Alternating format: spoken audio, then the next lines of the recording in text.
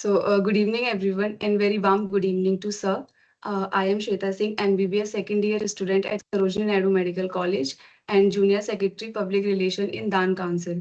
And I will be hosting today's session. So today's session is organized by Dan Council and specially designed to address some of the most common questions and confusions regarding career and guidance. Everyone, today we have Dr. Rahul Mishra, Dakshina alumnus batch of NEET 2017 to 2019, Dakshina COE of JNV Pune. He completed his graduation from Government Medical College, Baroda, and has cracked the UPSC CMS with an impressive All India rank 10, which is a remarkable achievement. He is currently doing his MD from AIMS Delhi. Welcome, sir. We are very glad to have you with us today. Thank you, Shweta. Thank you for inviting me here. Thank you, sir. To begin with, sir, could you please introduce yourself to the audience and briefly share your academic and professional journey so far? Hello, everyone. My name is Dr. Rahul Mishra, and I have done my MBBS from GMC Baroda, and currently I am pursuing MD from AIMS Delhi in anesthesia and critical care pain medicine. And in the uh, UPSC CMS 2025, I have secured AR 10. Yes. Okay, thank you so much, sir, for sharing your journey with us. Sir, आप थोड़ा सा अपनी journey के बारे में भी बताइए कि आपने एमबीबीएस के बाद एमडी और यूपीएससी सीएमएस के लिए.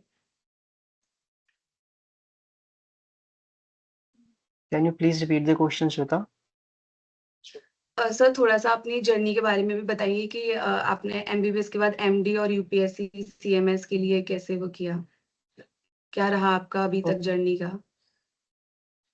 ओके, सो स्टार्टिंग के 4 साल तो नॉर्मली हम लोग बस MBBS में पास होने के लिए पढ़ते हैं. नॉर्मली वहाँ पे यही सारी चीज़ चल रही होती है, सीनियर्स भी यही कहते हैं.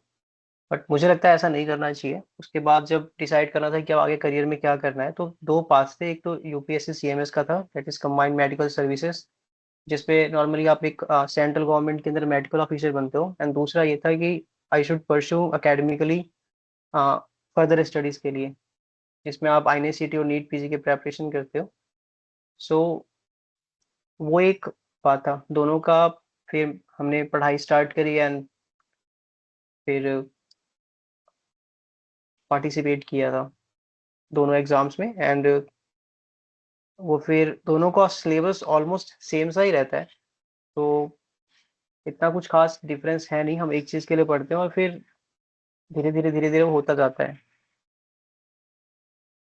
Yes, sir. Okay, thank you so much, sir, for sharing your journey with us. Okay, moving to the next question. You have successfully navigated multiple demanding paths in medicine.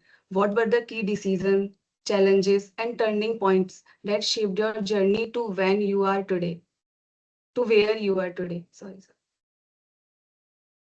सबसे पहले तो जब MBBS में हम लोग एंटर करते हैं, तो जो मोस्ट चैलेंजिंग पार्ट ये होता है कि काफ़ी वास्ट सिलेबस है, काफ़ी ओवरवेलमिंग सा होता है. तो वहाँ पे मुझे लगता था कि मैं ये चीज़ कर पाऊँगा, नहीं कर पाऊँगा, काफ़ी ऐसे डरावना सा होता है. मुझे लगता है हर एक बच्चा ये चीज़ फेस करता है, क्योंकि इतनी सारी चीज़ें, इतने फैक्ट्स Yes. होते हैं. हमें लगता है कि ये सब कुछ एक फैक्ट ही है, बस ऐसे फैक्ट्स हम पे बॉम्बार्ड किए जा रहे हैं, तो वो काफ़ी डिफ़िकल्ट होता है. पर ओवर द टाइम आई रियलाइज़्ड कि ये सारे फैक्ट एक्चुअली स्टोरीज़ हैं. हर छोटी-छोटी स्टोरीज़ है. पूरा का Yes, पूरा sir. मेडिकल विषय हम बस मेडिसिन नहीं कहते, हम मेडिकल लिटरेचर कहते हैं. तो ये बहुत सारी छोटी-छोटी कहानियाँ हैं. और जब जब मैंने इस पर्सपेक्टिव से पूरे मेडिकल सिस्टम को देखना स्टार्ट किया, तब ये काफ़ी इंटरेस्टिंग सा हो गया था मेरे लिए. इनको देखने का नज़रिया मेरा बदला, फिर इंटरेस्ट जागा, क्यूरोसिटी बढ़ी, Yes, sir. और उससे फिर मैं इन चीज़ों को काफ़ी ढंग से थ्रू एंड थ्रू हो पाया था. ओके सर, आपके एक्सपीरियंस जो है मेडिकल लाइफ के वो काफी चैलेंजिंग थे और क्लियरली रिफ्लेक्ट करते हैं मेडिकल लाइफ को. Yes. Yes sir. So we go to next question. Before we move to students' specific concerns, what core values or habits do you believe played the biggest role in your long-term growth as a doctor? जो core habits खासकर एक तो यही थी कि आपको एक अच्छा क्लिनिशियन बनना है rather than being academically good, क्योंकि पेशेंट प्रायोरिटी पहले होनी चाहिए। Patients are your teachers. There is a method जिसे हम सीपीसी कहते हैं, क्लिनिको पैथोलॉजिकल कोरिलेशंस। आप जाओ, पोस्टिंग्स में जाओ, पेशेंट्स को देखो, उनके प्रॉब्लम्स को देखो, सुनो, एंड फिर आके उस चीज़ के बारे में अच्छे से स्टडीज़ करो। जब आप इस चीज़ को आप प्रायोरिटी देते हो तो फिर आप एक अच्छे क्लिनिशियन बनते हो। Focus on being a good clinician rather than focusing on clearing any exams. Exams बस एक एक तरीके का एक मापदंड है जो ये डिसाइड करता है कि हाँ, आप जो आगे आने वाले 3 या 4 साल हैं उसमें आप कैसा परफॉर्म करोगे, कैसा नहीं करोगे। इवन इन जो नीट यूजी था वो बस एक मापदंड था, वो एक गेटवे ही था कि आप एक गेटवे को क्लियर करके आप एक कॉलेज के अंदर जाते हो और वहाँ जाके आप 5 साल जो जो चीज़ें होने वाली है, आपकी लॉजिकल स्किल्स अच्छी होनी चाहिए, that's why they check the mathematics part.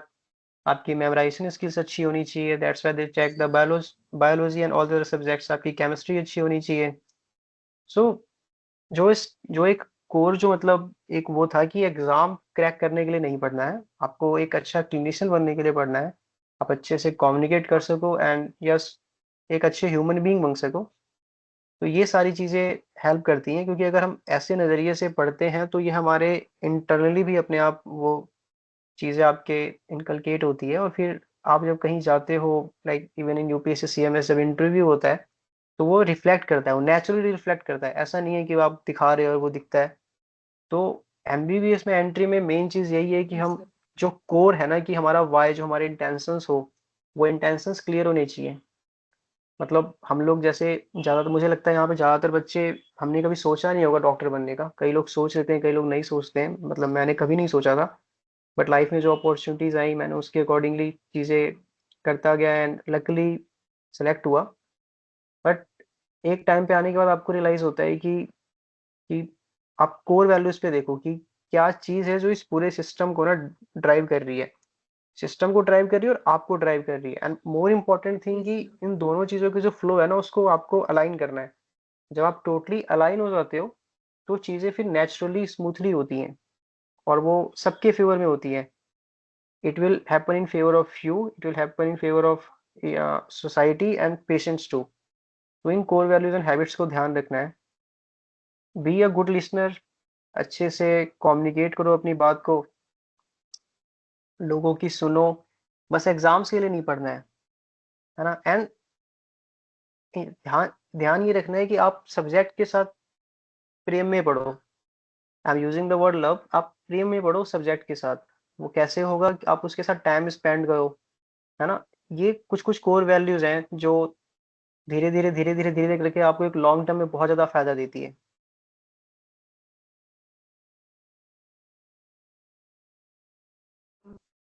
Yes sir.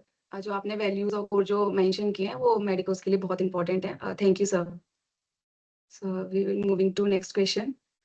Sir, now we will move to the next question that reflect the most common concerns of MBBS students across the country.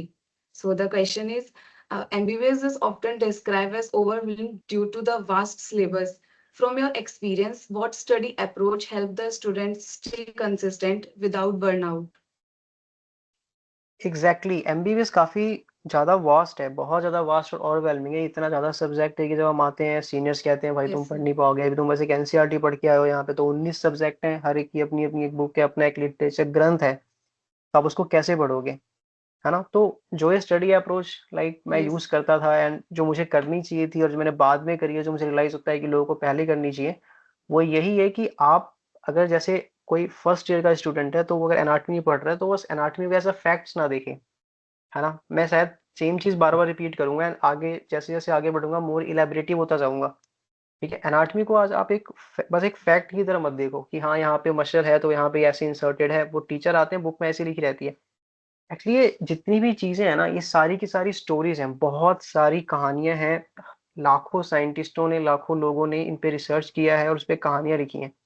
Go anatomy को आज आप एक creator की तरह पढ़ो कि you have to make a human body ना, तो आप किस तरीके से आप एनाटॉमी वो जो मसल्स हैं उसका इंसर्शन करवाओगे, उसके जो क्या कहते हैं जिस तरीके से उसके मसल्स का जो फाइबर होता है वो कैसा होना चाहिए, आप उस तरीके से पढ़ो।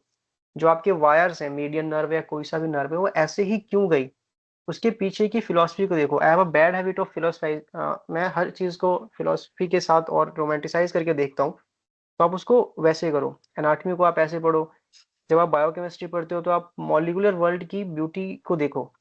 कभी भी आपसे नीट में वहाँ पे क्वेश्चंस होते हैं कि हाँ ये साइकिल्स हैं वगैरह वगैरह वगैरह, बट क्वेश्चंस आपसे वो क्लिनिकली ही पूछते हैं कि क्लिनिकली इंपॉर्टेंस क्या है ना। आप वहाँ की मॉलिक्यूलर वर्ल्ड की ब्यूटी को देखो। ठीक है, स्टार्टिंग में ये लगेगा कि हाँ मतलब ये तो मतलब क्या ही बोल रहे हैं, बट ये एक बहुत इंपॉर्टेंट सी चीज़ है। आप जब टाइम स्पेंड करोगे ना, अभी आप याद करने पे ध्यान मत दो, बिल्कुल भी मेमोराइज करने पे ध्यान नहीं देना है।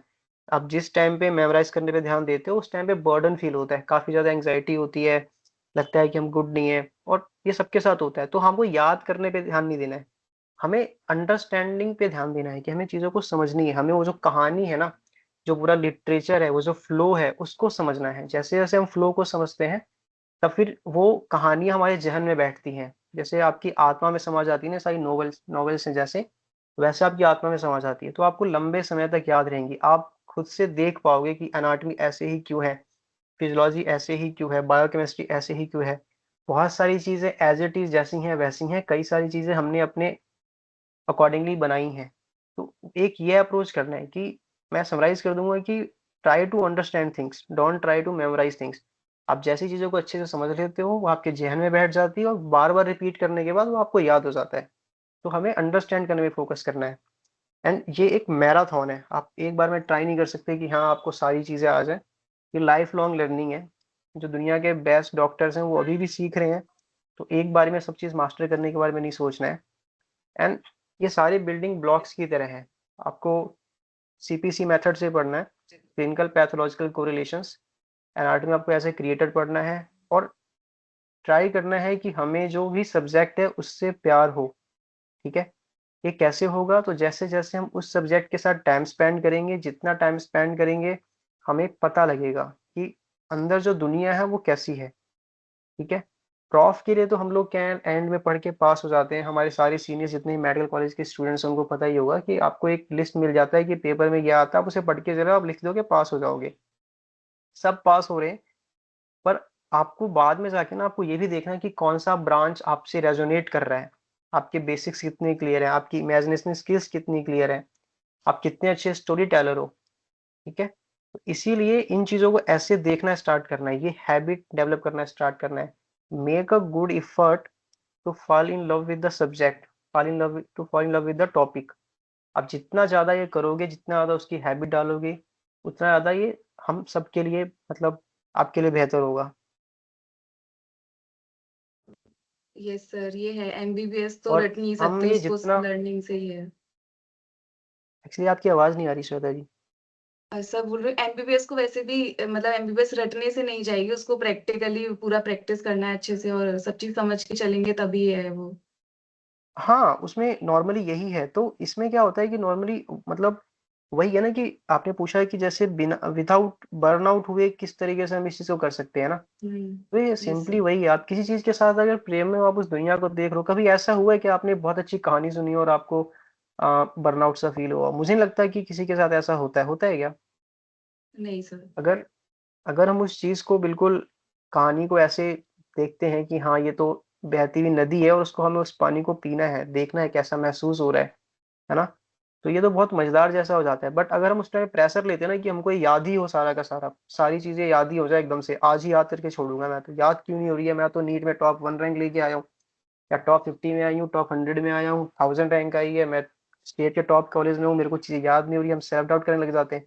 भाई वो तुम्हें याद करवाने के लिए कभी था ही नहीं। वो तो कहानी थी, किसी बंदे ने कैडबल को सही-सही इंसाइज़ किया, उसे पता लगा यहाँ पे ऑर्गन है। उसने देखा कि इस तरीके से हमारे मसल्स का ये एक्शन होना चाहिए, इसलिए यहाँ पे ये था। फार्माकोलॉजी तुमने फिजियोलॉजी में रिसेप्टर्स पढ़े, तो फार्माकोलॉजी में उस उसी रिसेप्टर को हम टारगेट करके कुछ कर रहे हैं। तो ये सारी कहानियाँ हैं।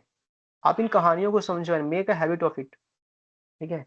We have to be a good clinician. और ये स्टडी अप्रोच बहुत ज़्यादा हेल्प करता है कि आप 10 घंटे भी पढ़ोगे ना तो आप थके हुए नहीं रहोगे, लगेगा आपको मैं तो कुछ पढ़ के, मैं तो कुछ कहानी सुन के आया हूँ। धीरे धीरे आपको विश्वास, मतलब आप विश्वास नहीं मानोगे, जितने भी बड़े आप देखोगे ना डॉक्टर से, आप यू गो टू देम, कुछ ही एक एक्सेप्शनली ऐसे होंगे जो ये कहेंगे कि हाँ मेरे को सारी चीज़ याद हो जाती थी, सब कहेंगे मेरे को याद होती ही नहीं थी। द बेस्ट सर्जन्स जो है ना वो अभी भी एनाटॉमी पढ़ते हैं, उन्होंने 1000 सर्जरीज कर रही होंगी फिर भी एनाटॉमी, वो एनाटॉमी अभी भी पढ़ रहे हैं। तो ऐसा नहीं है कि आपको एकदम से सोचना है कि आज मैं मास्टर ही कर लूँ। आप अपनी अंडरस्टैंडिंग बनाओ, आपके जो न्यूरल नेटवर्क्स है ना कि उस तरीके से आपको देखना है कि आप एनाटॉमी को ऐसे क्रिएटर देख रहे हो, ठीक है? कि आप जितने भी क्या कहते हैं कुछ-कुछ इसमें जो नॉर्मल बॉडी का जो रचना होती है उससे भी कुछ-कुछ इसमें हटके बने हुए होते हैं किसी-किसी में 20% 50%, ठीक है? तो वो भी हमें समझना है क्यों है ऐसा, और उसको भी Yes, ध्यान sir. में रखना है कि जब आप ऑपरेट कर रहे होगे तो कहीं इस बंदे में ऐसा ब्लड वेसल तो नहीं है ना? तो उस तरीके से हमें अप्रोच करना है। ये बहुत मुझे जो लगता है ये एक माइंडसेट है, जो आप इससे कहीं बर्नआउट फ़ील नहीं करोगे। Yes, sir. Thank you, sir. बहुत अच्छा था ये जो भी आपने हमें बताया कि कैसे अप्रोच करना है हमें स्टडी के लिए और अपनी एमबीबीएस को कैसे इजी बनाना है, उसे बहुत बर्डन ना समझ के। Okay, sir. Thank you. So moving to the next question. Students consistently juggle compulsory attendance, clinical postings, and self-study in practical terms. What should students prioritize at different stages of MBBS? Okay, so basically ऐसा है कि attendance तो यार वो college का matter होता है कि अ, आपको कॉलेज में जाना है, नहीं जाना है। लेक्चर्स तो मुझे लगता नहीं है कि हर हर जगह बहुत अच्छे लेक्चर्स होते हैं। Yes, sir. बट या मैं क्लिनिकल क्लिनिकल जो पोस्टिंग्स है ना, उनके बारे में काफ़ी एम्फसाइज़ करता हूँ। मैं खुद पर्सनली बिलीव करता हूँ कि सबको क्लिनिकल पोस्टिंग अटेंड करनी चाहिए। आपको जाना चाहिए, सर्जिकल की क्लिनिकल पोस्टिंग हो तो जाओ, मेडिसिन की है, पीडियाट्रिक्स की है, सारे में जाओ, ठीक है? आप वहाँ जाके पेशेंट को देखो। फिर से मैं सीपीसी मेथड कहूँगा, अगर कोई नोट्स बना रहा है तो नोट्स बना ले, क्लिनिकल पैथोलॉजिकल कोरिलेशन। आप जाओ वहाँ पे, पेशेंट को सुनो, उसकी कंप्लेंट्स को सुनो। स्टार्टिंग में आपको कुछ आइडिया नहीं लगेगा, पर आप वहाँ जाओ। पहले क्या होता था ना, पहले अब यहाँ पे इतने सारे नोट्स आ गई हैं, बुक्स आ गई हैं, तो हम लोग पढ़ लेते हैं, हम याद करने की कोशिश करते हैं, हम we are trying to learn medicine from a room. 10 by 10 के रूम से हम सीखने की कोशिश कर रहे हैं। मैं भी करता था, पर अब मुझे रियलाइज़ होता है कि गलत अप्रोच था, ठीक है? मैं आज आपको ये सारी चीज़ें नहीं बताऊँगा जो मैंने करी हैं, जो मुझे नहीं करी हैं और जो मुझे करनी चाहिए थी, मैं वो ही बताऊँगा। तो आप 10 बाय 10 के बैठ के मतलब Yes, sir. कमरे में वहां से आप मेडिसिन नहीं सीख सकते, आपको क्लिनिकल पोस्टिंग में जाना है, इसीलिए हमारे करिकुलम में है। मेडिसिन इंडिया में ऐसी एक, मतलब एक ऐसा अभी भी एक लाइन बचा हुआ है जहाँ पे जो पढ़ते हो आप वो जाके उसका देख भी सकते हो सामने कि क्या हो रहा है। तो क्लिनिकल पोस्टिंग सीरियसली अटेंड करना है, किसी कॉलेज में अटेंडेंस के लिए नहीं, खुद के लिए करना है। आपको एक अच्छा क्लिनिशियन बनना है कि आपको बहुत तरीके से फायदा करेगा। आप जाओगे वहां पे, आप आप जो पेशेंट्स हैं उनको देखोगे, ठीक है? हमारे टाइम पे ये दिक्कत होती थी कि हमें कोई बताने वाला होता नहीं था। आज तो चैट जीपीटी है, आप चैट जीपीटी पे डाल दो कि हाँ पेशेंट के ये सिम्टम्स हैं, पेशेंट से पूछो वो सिम्टम्स आप डाल दो। चैट जीपीटी आपको उसके डिफरेंशियल डायग्नोसिस दे देगा, है ना? चैट जीपीटी में एक जीपीटी करके ऑप्शंस आता है, उसको आप बोल दो कि स्टैंडर्ड बुक्स एंड गाइडलाइंस से प्रॉम्प्ट डाल दो कि मैं एक पेशेंट का हिस्ट्री लेने वाला हूँ, तू मुझे बताता जा। सर्जरीज आप यूट्यूब पे देख सकते हो, है ना? वो आप इमेजेस जाके उस पे देख सकते हो। तो आपका क्या है, ये आप क्या कर रहे हो, इससे आप उन पेशेंट्स और उन डिजीज़ के साथ ना, उस कहानियों के साथ आप टाइम स्पेंड कर रहे हो। आप जितना ज़्यादा टाइम स्पेंड करोगे, वो सारी चीज़ें आपके दिमाग में छप जाएँगी। फिर आप ना, इससे क्या होगा, आपको पता लगेगा कि हर जो एक ब्रांच है ना, एक surgical branch, medical branch, paediatric branch, जितने भी ब्रांचेज़ हैं, अब यहाँ के रेज़िडेंट्स हैं, जो प्रोफ़ेसर्स हैं, इनकी लाइफ़ को भी देखोगे। और हर एक ब्रांच जो है ना, हर एक ब्रांच का जो पैटर्न है, स्टडी पैटर्न है, वो एक तरीके की, कि आप उसमें परस्यू करना चाहते हो कि नहीं करना चाहते, वो एक तरीके की ना चीज़ को डिमांड करता है। एक तरीके की क्वालिटी को, कैरेक्टरिस्टिक को डिमांड करता है कि ऐसे बंदे ये चीज़ कर सकते हैं कि नहीं कर सकते। तो आपको पता लगेगा कि हाँ, ये क्या चीज़ डिमांड कर रहा है और मेरे अंदर क्या है, और आपको उन दोनों को अलाइन करना है। मान लो आप हो मेडिसिन वाले बंदे, आपको सर्जरी करना पसंद आ रहा है ना? कूल लग रहा है कि अभी आजकल सब लोग मेडिसिन ले रहे हैं, मेडिसिन कूल है, तो आप मेडिसिन में घुस गए, तो आप परेशान हो जाओगे ज़िंदगी भर। आप 4 साल पोस्टिंग में गए नहीं और आपको पता लगा ही नहीं। कि कौन सा ब्रांच क्या डिमांड करता है वो तो आपको चलो किसी से बता ही देगा, कोई मेरे जैसे बंदा, कोई आप यूट्यूब से देख के पता लग जाएगा आपको कि कौन सा ब्रांच क्या डिमांड करता है। पर भाई आपका क्या रेजोनेट, आप कहाँ पे वाइब्रेट कर रहे थे, आपका नेचुरल क्या है, वो जो कंपैटिबिलिटी है वो कैसे पता लगेगा। ब्रांच को ढूंढना अपने पार्टनर से ढूंढने से ज्यादा इंपॉर्टेंट है आज के टाइम पे। जो आपकी लाइफ पार्टनर होती है आप उसके साथ 4 या 5 घंटे टाइम स्पेंड करोगे, 10 से 12 घंटे आप अपनी साथ अपने ब्रांच के साथ स्पेंड करोगे अपने काम के साथ। अगर आप यहाँ खुश नहीं रहोगे तो कैसे आप कहीं और खुश रह सकते हो। तो इसीलिए बहुत ज्यादा इंपॉर्टेंट है कि आपको अपने ब्रांच में आपको टाइम स्पेंड करना है सारे पे। और ये ऐसे ही पता लगेगा जब आप डिफरेंट डिफरेंट ब्रांच पे जाके जो पोस्टिंग्स है वहां जाके अपना पूरा इफर्ट देते हो, आपको कंपेटिबिलिटी पता लगेगी। और try to fall in love with the subject. मैं बार बार ये चीज रिपीट करूंगा, नॉर्मली आएगा बहुत लोगों की यार मेरे से तो हो ही नहीं रहा, नहीं हो पाता है। वो जब भी होगा जब आप उस चीज के साथ बहुत टाइम स्पेंड करोगे। You met a girl and आपको एक दिन में प्यार नहीं होता ना, आप उसके साथ बैठते हो, बातें करते हो, है ना, बहुत टाइम तक बातें करते हो और फिर बातें करने के बाद आपको पता लगता है कि हाँ कंपैटिबिलिटी है कि नहीं है। तो आप सारे ब्रांचेस के में जाओ, क्लिनिकल पोस्टिंग सीरियसली अटेंड करो। अटेंडेंस, लेक्चर का अटेंडेंस तो मतलब मैं भी सीरियस उतना नहीं लेता, ना ही मैं उतना कहूंगा। अगर कोई अच्छा प्रोफेसर है तो डेफिनेटली आप जाओ, कि आप वहाँ पे पास हो जाओगे, आपको नोट्स मिल जाएंगे तो आप जाओ, अटेंड तो करना चाहिए क्योंकि 75 अटेंडेंस तो अटेंडेंस है ही मतलब अपने उसमें इंपॉर्टेंट। बट क्लिनिकल पोस्टिंग तो मस्ट है, इसे इग्नोर नहीं किया जा सकता। ये आपके अभी के लिए नहीं, आपके फ्यूचर के लिए भी इंपॉर्टेंट है। जब आप नीट पीजी दे दोगे, आईआईएससीटी दे दोगे तो आपकी अच्छी रैंक आ जाएगी, तब सब यही क्वेश्चन पूछ रहे होते हैं कि कौन सा ब्रांच चूज करूँ। मैंने इन Yes, लोगों को बहुत लकी देखा है जो जिनको पता है कि वो कौन सा ब्रांच है। अगर आप अपने फेवरेट ब्रांच में हो, आपने क्लियर आउट फिगर आउट कर लिया है, तो आप जिंदगी भर खुश रहोगे, इधर एक कोई सा भी ब्रांच हो। तो ये बहुत ज्यादा इंपॉर्टेंट है, क्लिनिकल पोस्टिंग मस्ट है मेरे हिसाब से। और okay, आपको sir. उसको प्रायोरिटाइज करना चाहिए। क्लिनिकल पोस्टिंग जब आप जाते हो, फिर आप वहां जब आप देख रहे हो पेशेंट को, उसके बाद आके चैट जीपीटी से आपको आइडिया लग जाएगा क्या क्या डिफरेंशियल डायग्नोसिस है वहां पे। फिर आपके अंदर एक, आपने कुछ कुछ डॉट्स कनेक्ट कर लिए, कुछ कुछ डॉट्स बाकी रहेंगे, तो आपके अंदर वो क्यूरोसिटी जागेगी। आपने टाइम स्पेंड किया, आपको कुछ कुछ नॉलेज इन्फॉर्मेशन पता लगी, कुछ कुछ गैप्स बनेंगे, तो आपके अंदर क्यूरोसिटी आ गई आएगी। क्यूरोसिटी आएगी तो आप घर पे आके फिर उसको पढ़ो, फिर आपकी वो सेल्फ स्टडी होगी। तो इन दो Yes, चीजों sir. को ऐसे करना है आपके डिफरेंट डिफरेंट स्टेजेस ऑफ जो एमबीबीएस है उनमें। यस सर, जैसे कि फर्स्ट ईयर में अगर क्लिनिकल पोस्टिंग नहीं जा रहे तो डीएच में अपना जो भी एनाटॉमी वगैरह है उसका पूरा प्रैक्टिकल जो होता है उसे भी अच्छे से फॉलो करें। हाँ, sure sure. Okay sir, thank you sir. बहुत मतलब प्रायोरिटी देनी चाहिए क्लिनिकल पोस्टिंग को, और देन क्लिनिकल पोस्टिंग के बाद जो भी हम उसमें सीख रहे हैं वो सेल्फ स्टडी में उसको पूरा पढ़ो कि हमने आज क्या सीखा, तो वो चीज मेंटेन कर सकते हैं वहां से पूरा। थैंक हाँ, यू आप सर फॉर जाओ, दिस। आप जितने भी जो आप सर्जरी के साइंस पढ़ते हो, अगर यस हम सर। लोग मेडिकल स्टूडेंट या आप सर्जरी के साइंस पढ़ते हो, अपेंडिसाइटिस पढ़ते हो या फिर पार्किंसन डिजीज पढ़ते हो, तो आप साइंस पढ़ते हो, आप ऑपरेशंस पढ़ते हो कि इसमें हम ये प्रोसीजर्स करते हैं, तो आप देखो कि ये प्रोसीजर सबसे पहले किस साइंटिस्ट ने क्यों किया था, इसका नाम ये क्यों है।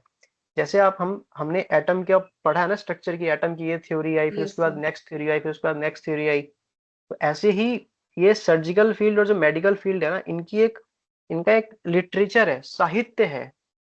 ठीक है, हमें इस पूरी कहानी को समझना है। जब आप समझते हो तो आपको ऐसे याद रखने की जरूरत नहीं है कि हाँ इसका एरोन साइन होता है, रोमसिंग साइन होता है। ये साइन आपको याद रखने की जरूरत नहीं है, आप खुद देख सकते हो वो साइन। ठीक है, आप उस कहानी को समझो, आप जब वहां जाते हो तो आप उस ब्यूटी को देख पाते हो। ये यस बहुत सर। ज्यादा जरूरी है, बहुत ज्यादा जरूरी है। मुझे लगता है कि हर एक बंदे को जाना चाहिए।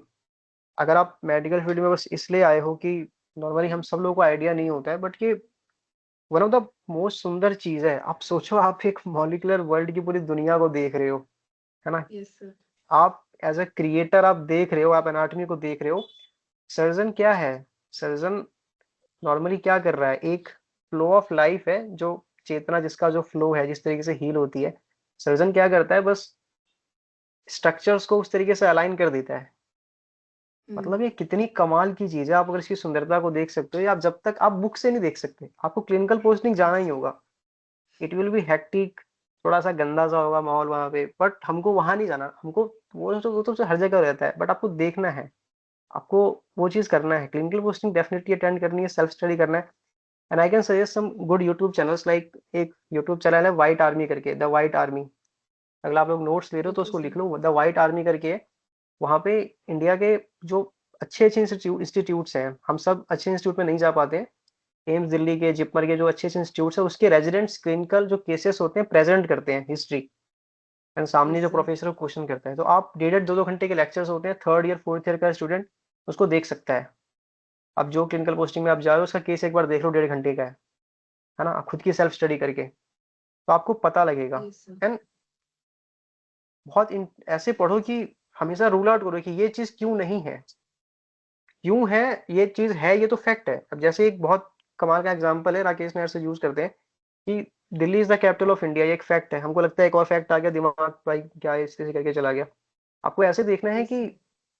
वो कहते हैं कि Kolkata is not the capital of India, तो आपको यहाँ से पूरी कहानी समझ में आती है कि क्यों नहीं है, मतलब ये पहले था।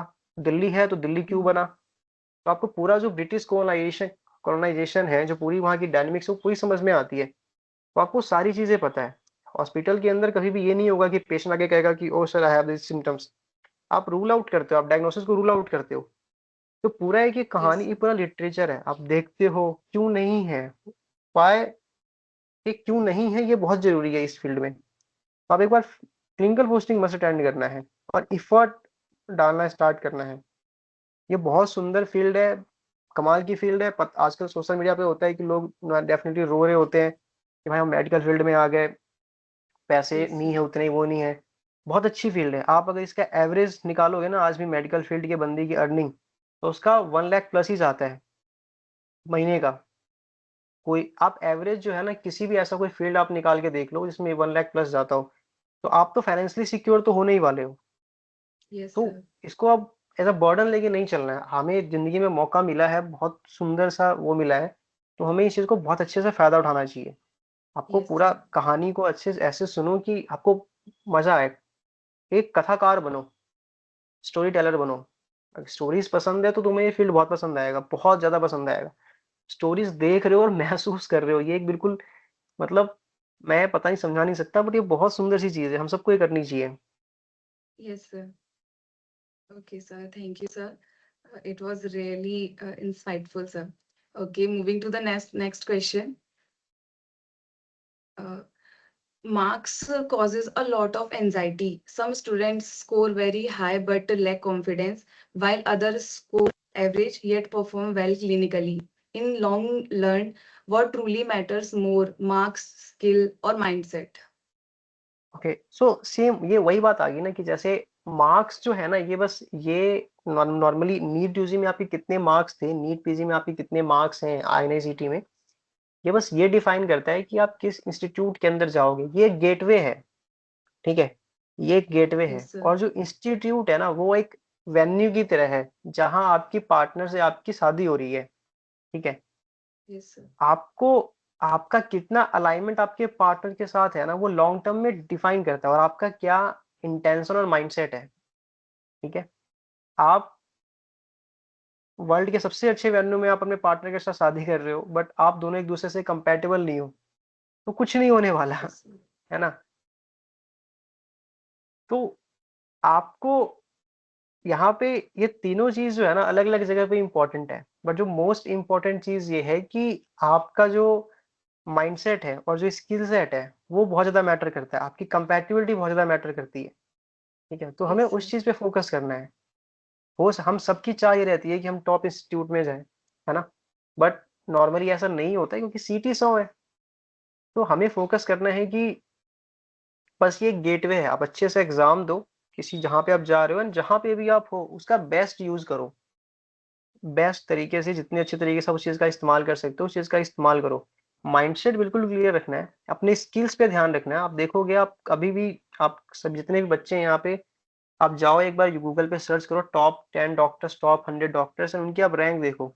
एवरीवन नो द डॉक्टर देव शेट्टी, जो नारायणा विश्वविद्यालय के फाउंडर है ना। आप देखो उनको, वो टॉप रैंक 1 नहीं थे। मैं ये नहीं कह रहा कि जो रैंक 1 होते वो अच्छे डॉक्टर्स नहीं होते, ऐसा नहीं है। But it's not about marks, ठीक है, इट्स अबाउट कि how much clinical skill you have, है ना, how well you communicate, and how well you have understood the medical literature. मैं मेडिकल लिटरेचर वर्ड यूज करता हूँ, मेडिकल स्टडीज तो use करता ही नहीं। आप लिटरेचर यूज करो। If you people understand the literature ना, आपको दिखेगा कि कितना सुंदर सुंदर दुनिया है, बहुत कमाल की दुनिया है। तो Yes, sir. अगर मैं इनका एक लाइन में आंसर करूँ तो यहाँ पे ये है कि skill set and mind set ये ज़्यादा इंपॉर्टेंट है मार्क्स से। आज आपके मार्क्स अच्छे नहीं आ रहे हैं, कोई बात नहीं, कल आ जाएंगे, परसों आ जाएंगे, ये बस एग्जाम्स हैं, ठीक है। मार्क्स इंपॉर्टेंट हैं, जहां मार्क्स लाना है उसके लिए मार्क्स के लिए पढ़ना है। अब नीट पीजी में मेरी कितनी क्लिनिकल स्किल्स है कुछ इंपॉर्टेंस ही नहीं है उसका, मुझे एमसीक्यू सही करने हैं, तो हम भी उस स्ट्रेटजी के साथ हम काम करेंगे। पिछले जितने भी पीवाईक्यूज हैं उन पीवाईक्यूज को सॉल्व करना है, उससे रिपीट होते हैं, कंसाइज नोट्स बनाने हैं। ये सारी चीजें आपको मेरे से ज्यादा बहुत अच्छे अच्छे जो लोग हैं जो रैंक 1 ला रखे हैं वो बता चुके हैं यूट्यूब पे। किसी का आप एक पकड़ो और फॉलो कर लो, ठीक है। लॉन्ग रन में आप बस एक नीट पीजी रैंक 1 ला के ना आप बस एमएमसी का मेडिसिन उठा दोगे, ठीक है।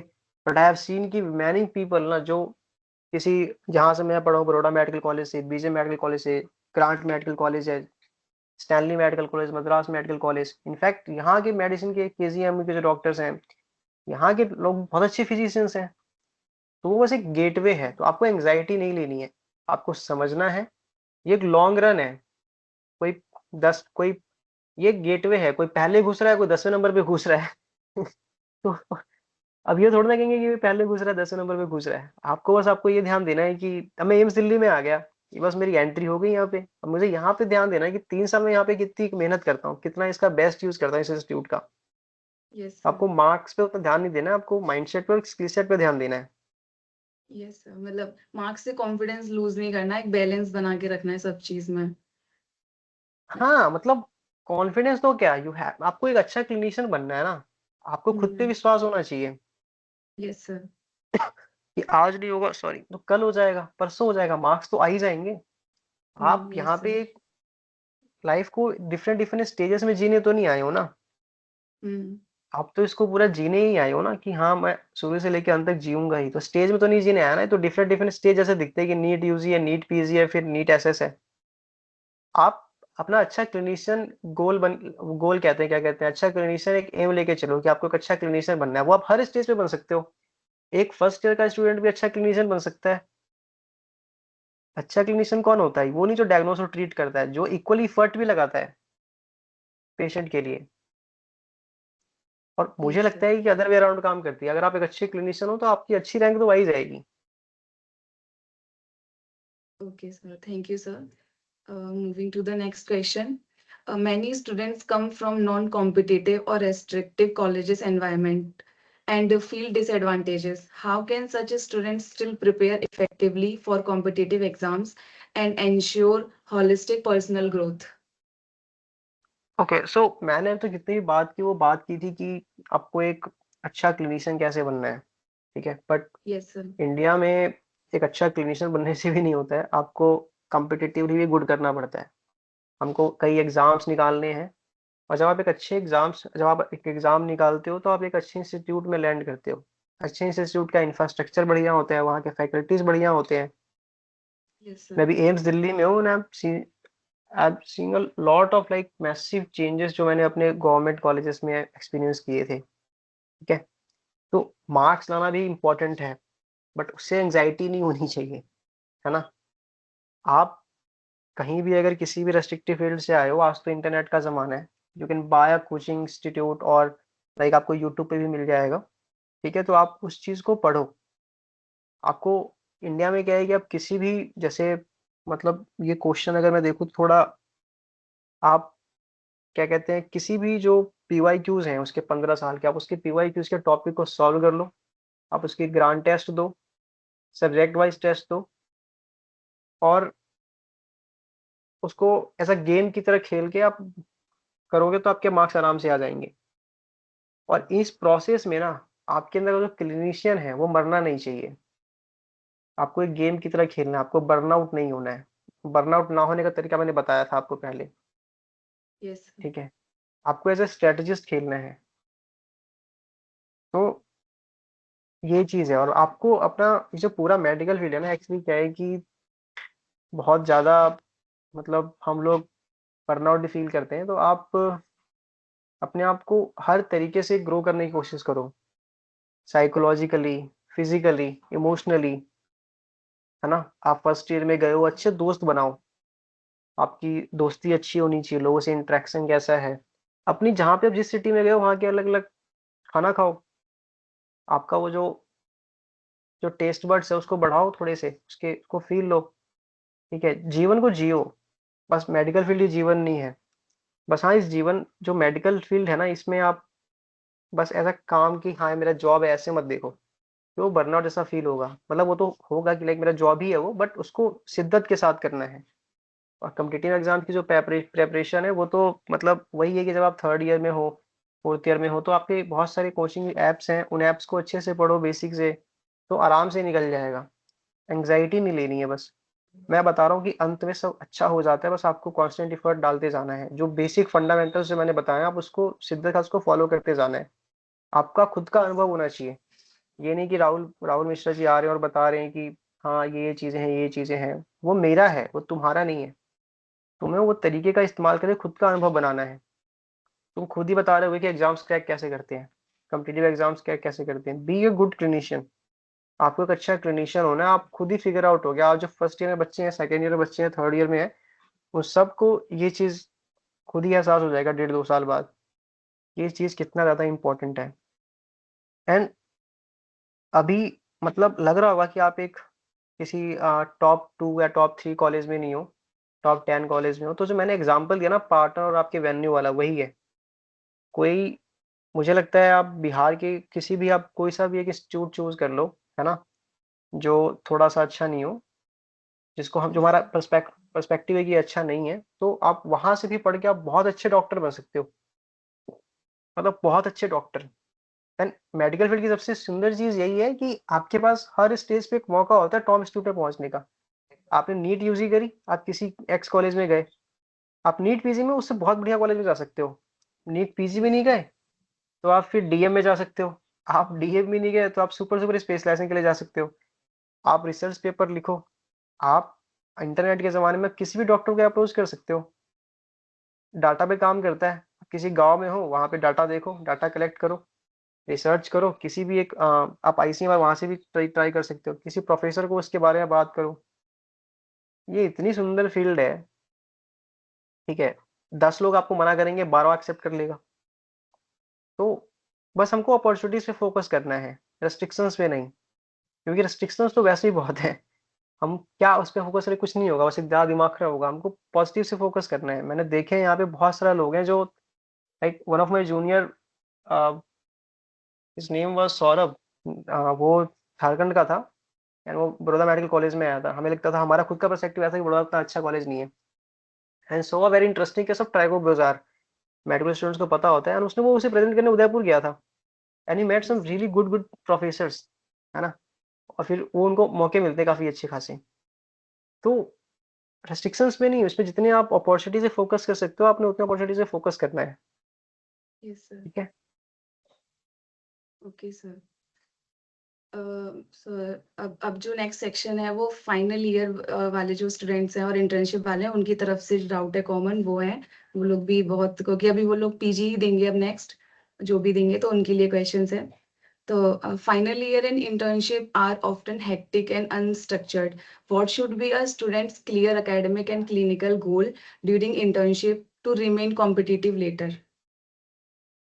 Okay, so basically final year and internship में क्या करना है कि आपको अब यहाँ पे अपनी पोस्टिंग तो अटेंड करनी ही है जैसे है, बट Yes, sir. आपको भी यहाँ पे अपने आपको एक 2 साल बाद आपका एक कॉम्पिटिटिव एग्जाम भी है, जो टोटल आपका जो लाइफ होगा, उसका जो लाइफ की आपकी ट्रेजेक्टरी कैसी होगी वो भी डिसाइड करेगा। Yes, तो sir. उसके लिए पढ़ना है। इसमें मेन चीज वही है जैसा सब लोग कहते हैं, आप कुछ अलग नहीं है, बस आपके इंटेंशंस क्लियर होने चाहिए। आप जितने भी जो आपके नोट्स हैं, है ना, उसको आप कंसाइज़ करो, उसको अंडरस्टैंड करो, उसको पढ़ो बार-बार, जीटीज़ Yes, दो, sir. टेस्ट दो फ्रीक्वेंट इंटरवल पे। एंड यहाँ कुछ-कुछ स्मार्ट तरीके हैं, मतलब आप जो पीवाईक्यूज़ हैं, उन पीवाईक्यूज़ को लगाओ। 4 ऑप्शंस हैं, देखो कि 4 ऑप्शंस में से 1 सही है तो 3 सही क्यों नहीं है? उनको जानो, क्यों नहीं है जानना बहुत इंपॉर्टेंट है। रोल आउट अप्रोच यूज़ करो। कि ये चीज़ क्यों नहीं है, ये चीज़ क्यों है, ये चीज़ क्यों नहीं है, और उसका एक कंसाइज़ नोट्स बनाओ और इसको रिपीट करते जाना 2 साल तक। ये एक बहुत बोरिंग एंड मोनोटोनस प्रोसेस होता है, ठीक है? बट जो इसको यस अच्छे सर। से बार-बार करता है, वही सक्सीड करता है। पर अगर आपने क्लिनिकली बहुत ज़्यादा आपने 3 साल जो है ना फर्स्ट, सेकंड, थर्ड ईयर आपने अगर ध्यान दिया है, या फाइनल ईयर में भी बहुत ज़्यादा आप दिमाग खोल के पेशेंट्स को देख रहे हो, घूम रहे हो, सॉरी, तो वो आपको बोरिंग सा नहीं लगेगा। हमारे क्या है कि जो नीट पीजी और आईआईएससीटी में जो पेपर्स पूछे जाते हैं ना, जो क्वेश्चंस पूछे जाते हैं, वही टॉपिक्स होते हैं जो आपके first year, second year, third year, final year में आपके प्रॉफ एग्जाम्स में आते हैं। 80% सिमिलरिटी होती है दोनों में। एंड एक जो मैं हैक बताऊंगा ये है कि कॉम्पिटिटिव एग्जाम्स में ना जो पीजी के जो हैं, जो जीआर 1 आते हैं, they all yes sir. Expect ये ना कि एक एमबीबीएस बच्चे को क्या आना चाहिए। आपको एक इमरजेंसी जो ड्रग्स हैं, इमरजेंसी जो क्या कहते हैं मैनेजमेंट है, वो आपको आना ही चाहिए। आपको पता होना चाहिए कब पेशेंट को रेफर करना है, कब आपको उसको ट्रीटमेंट स्टार्ट करना है। सो एक क्या बेसिक रिक्वायरमेंट होती हैं जो आपके प्रॉफ में नॉर्मली होता है कि आपको थर्ड प्रॉफ में ये तो आना ही चाहिए, हमको फोर्थ में पास कर देंगे, वही टॉपिक्स होते हैं, वही चीजें हैं। आप उसके अकॉर्डिंगली ही पढ़ो। आप देखो आपको कॉम्पिटिटिव एग्जाम निकल जाएगा, कोई सा भी कॉम्पिटिटिव एग्जाम हो आराम से निकल जाएगा। स्ट्रेस नहीं लेना है, ठीक है? ये एक अमाउंट ऑफ वर्क मांगता ही है कि आपको 2 साल का, एक 1.5 साल का, 1 साल का वर्क आपको चाहिए ही, तो वो ले सकता है। और ऐसा नहीं है कि मतलब ये एक रेस नहीं है, ये आपका खुद का जो है ना रास्ता है, ठीक है? ये आपको खुद ही तय करना है। कोई आपका हो सकता है बैचमेट आज क्लियर कर लो और आपका 3 साल बाद क्लियर हो, पॉसिबल है, ठीक है? तो इट्स ओके ना। आप इस फील्ड में घुस गए हो, आप एक एमबीबीएस डॉक्टर हो, ठीक है? तो उसका स्ट्रेस नहीं लेना है, आपको अच्छे से पढ़ना है, स्ट्रेटजी के साथ पढ़ना है, और ये आपका खुद का रेस है, आपको तय करना है, आपको रास्ता, आपका रास्ता है ये, सर जो हाँ, होते हैं आपका फाइनल जीवन है। ईयर वाले इंटर्नशिप वाले उनको ये दिक्कत रहती है कि क्लिनिकल पोस्टिंग्स और उनकी जो सेल्फ स्टडी है पीजी या फिर किसी भी अदर कॉम्पिटिटिव एग्जाम के लिए, तो वो चीज़ कैसे हुँ, मेंटेन करें दोनों को, क्योंकि क्लिनिकल पोस्टिंग बहुत ज़्यादा होती है इंटर्नशिप में भी और फाइनल ईयर में भी। तो कैसे मेंटेन करके चलें दोनों चीज़ों को कि जिससे कि फर्स्ट अटेम्प्ट में ही वो क्लियर करने की कोशिश कर सकें उसे। तो मेंटेन कैसे ओके। करें दोनों?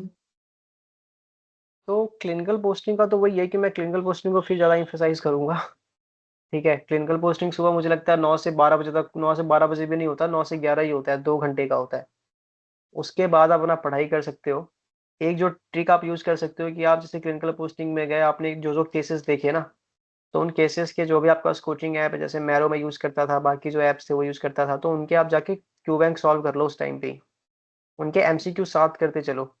जो मैं पहले बताना भूल गया था कि फर्स्ट सेकंड ईयर में जो बच्चे पढ़ रहे हैं ना, वो आप अगर कोई टॉपिक पढ़ रहे हो तो आप उनके आईएनएसईटी और नीट के जो पीवाईक्यूज़ है ना, उनको आप सॉल्व कर लो साथ ही साथ।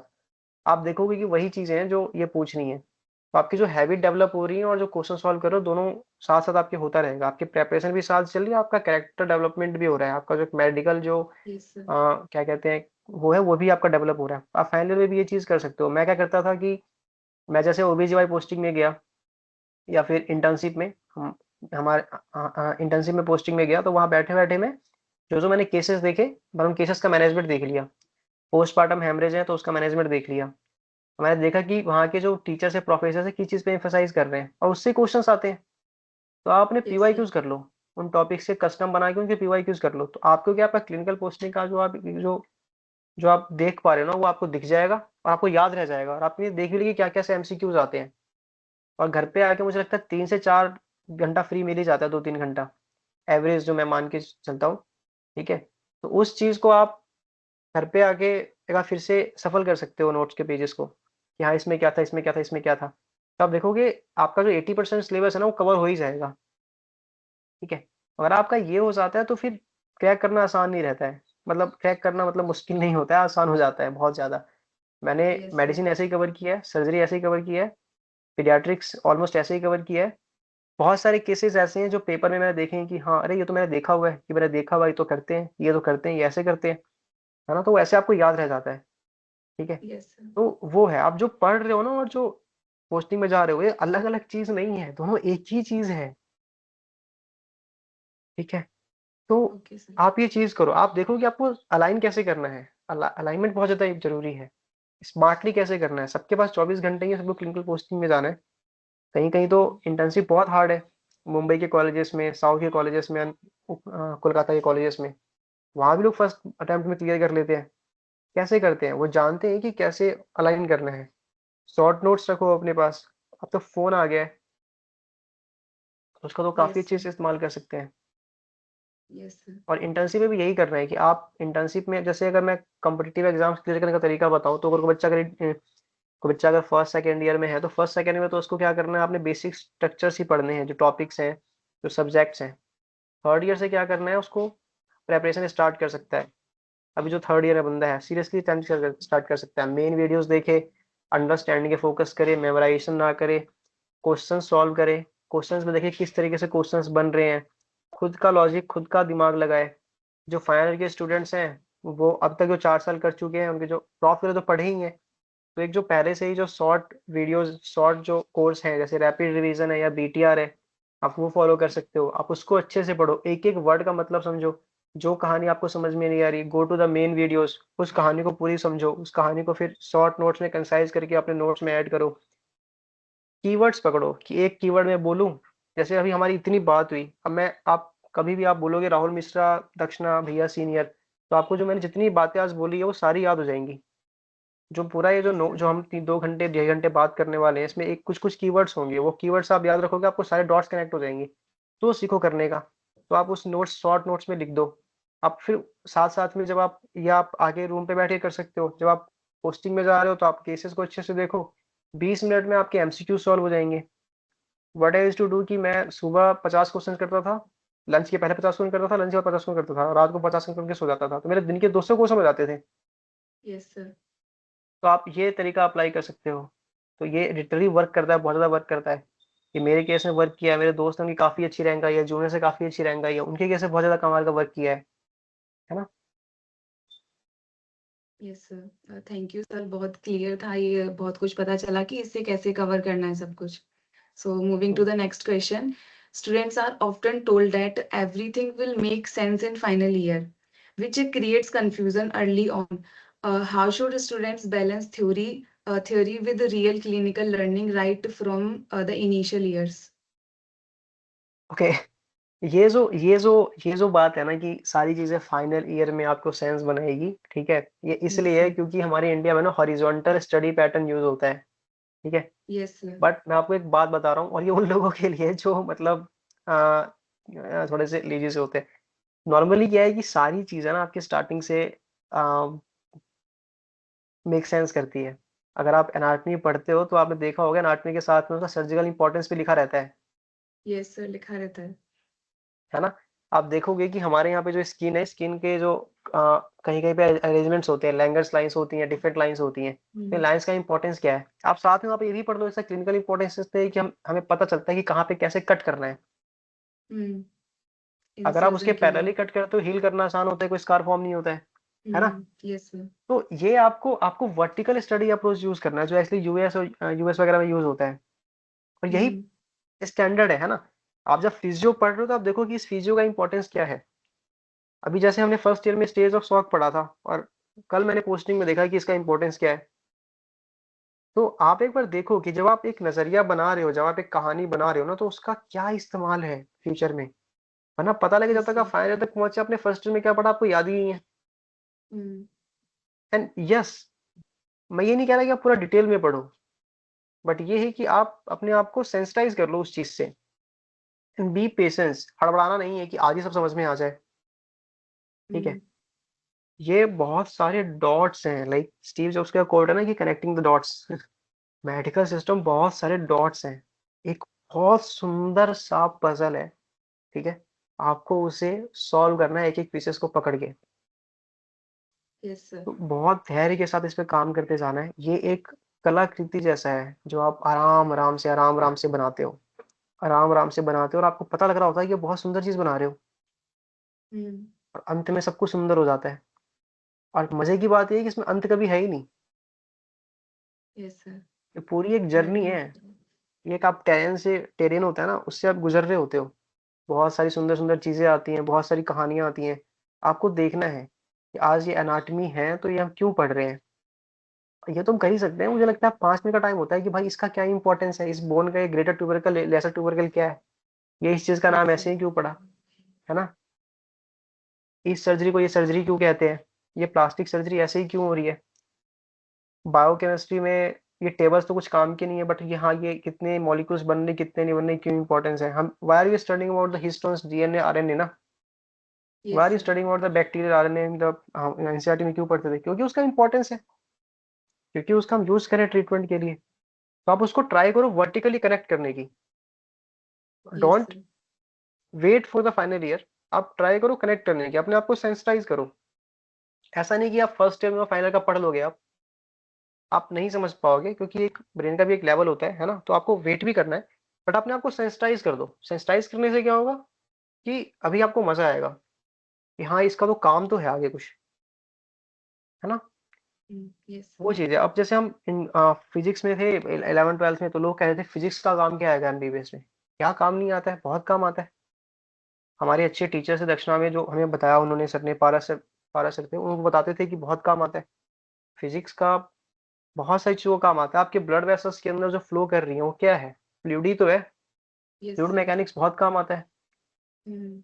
स्टैटिक इलेक्ट्रिसिटी काम आती है। आपका उसका मैथमेटिकल पार्ट काम नहीं आता है, वो भी काम आता है जब आप पल्मोनरी मेडिसिन पढ़ रहे होते हो, जब आप रिसर्च कर रहे होते हो, तो आता है काम, बट बहुत ज्यादा काम आता है। ये आपके लॉजिकल स्किल्स को बढ़ाता है। तो आप देखो कि वर्टिकली कनेक्ट करने की कोशिश करो। जो आप, ये आपका एक व्यू पॉइंट बनाया जा रहा है। फर्स्ट और सेकेंडरी के सब्जेक्ट्स जो है ना, वो आपके बेसिक सब्जेक्ट्स हैं, जो आपको एक नजरिया देते हैं, जो बेसिक ढांचा देते हैं। अब कुछ भी जो चीजें बाद में हो रही है वो इन ढांचों पे ही हो रही है। तो आपको इन Mm. ढांचों को, जो टेरेन है, जो मैदान है, इसको समझना है कि क्या खेला जाएगा, है ना। तो वर्टिकली आपको सेंसिटाइज करना है, तो धीरे धीरे वो सारी चीजें हो जाएंगी। Yes, sir. Thank you, sir. Sir next section के क्वेश्चन नीट पीजी एनआईसीईटी, मतलब मोस्ट कॉमन क्वेश्चंस हैं जो बच्चे अभी स्टार्टिंग से नीट पीजी की तैयारी करने लग जाते हैं उनकी तरफ से। तो there is conflicting advice on when to start preparation, first year, second year, third year और final year. Based on your experience, what is the most realistic and efficient preparation timeline?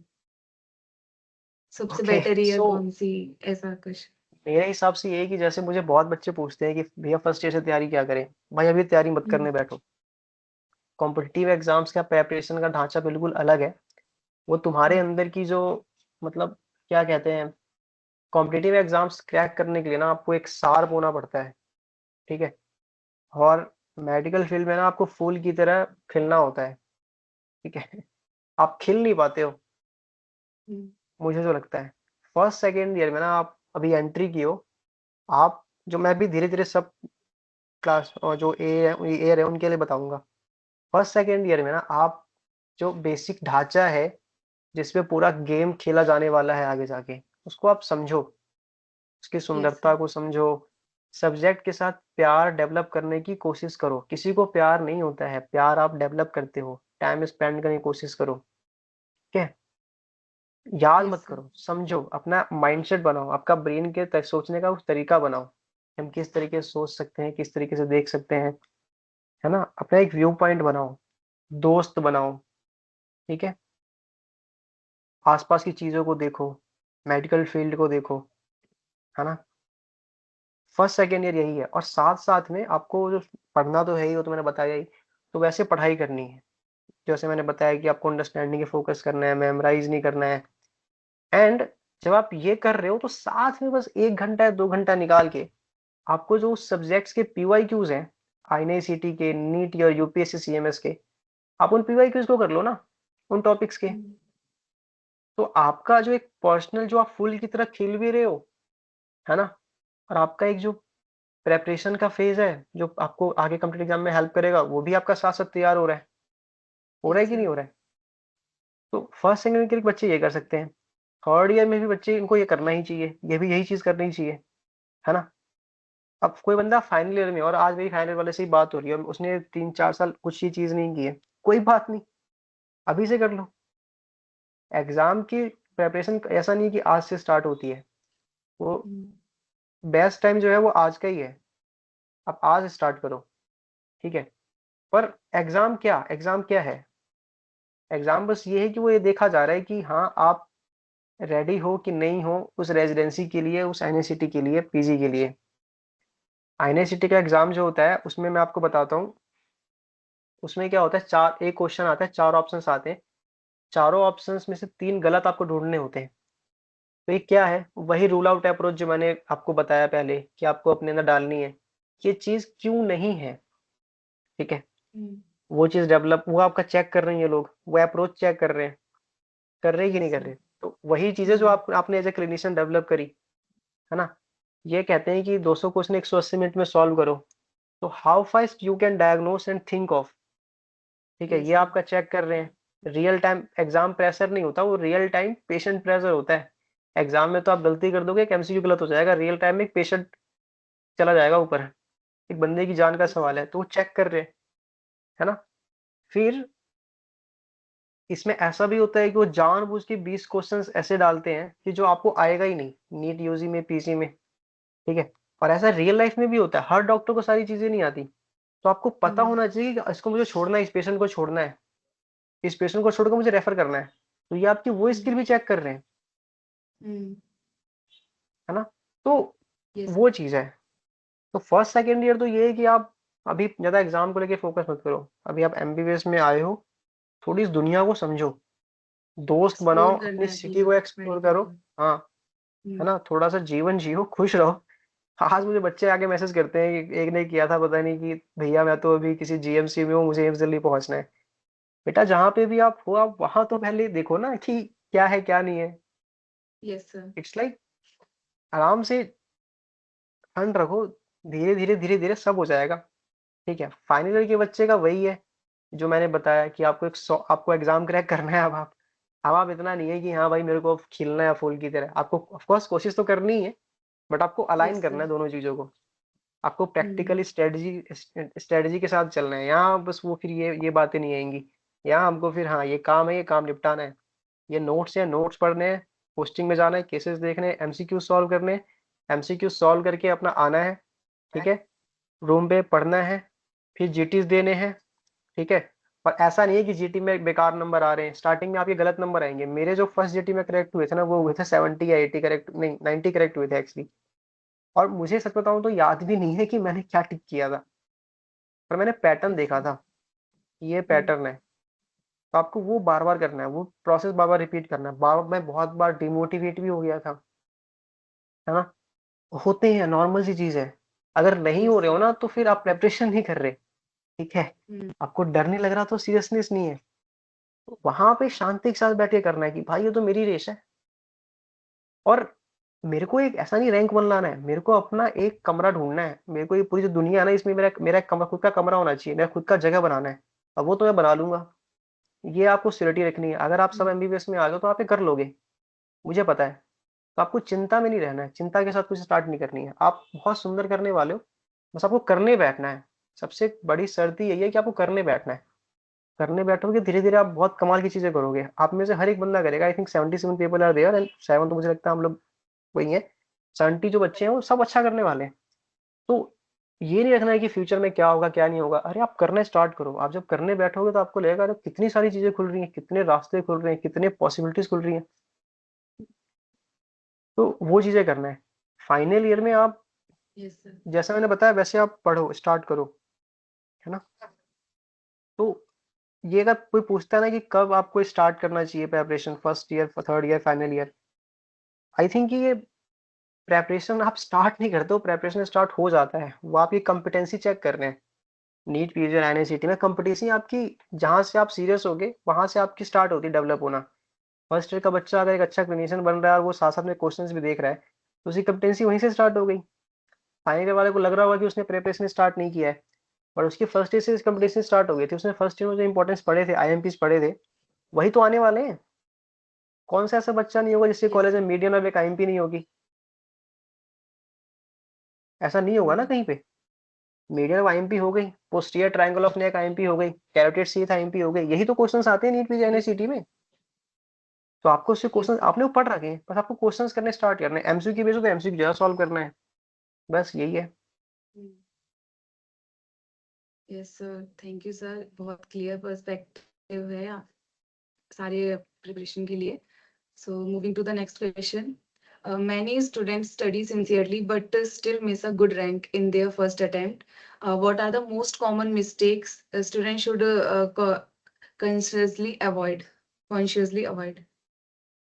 Okay, so ये बहुत important चीज़ है। मेरे बहुत सारे दोस्त हैं जिन्होंने बहुत मेहनत करी है और उनकी अच्छी रैंक नहीं आई है। ठीक है, अब देखो, मेडिसिन क्या है, पूरा एक अथाह महासागर है, पूरा Yes. महासागर है।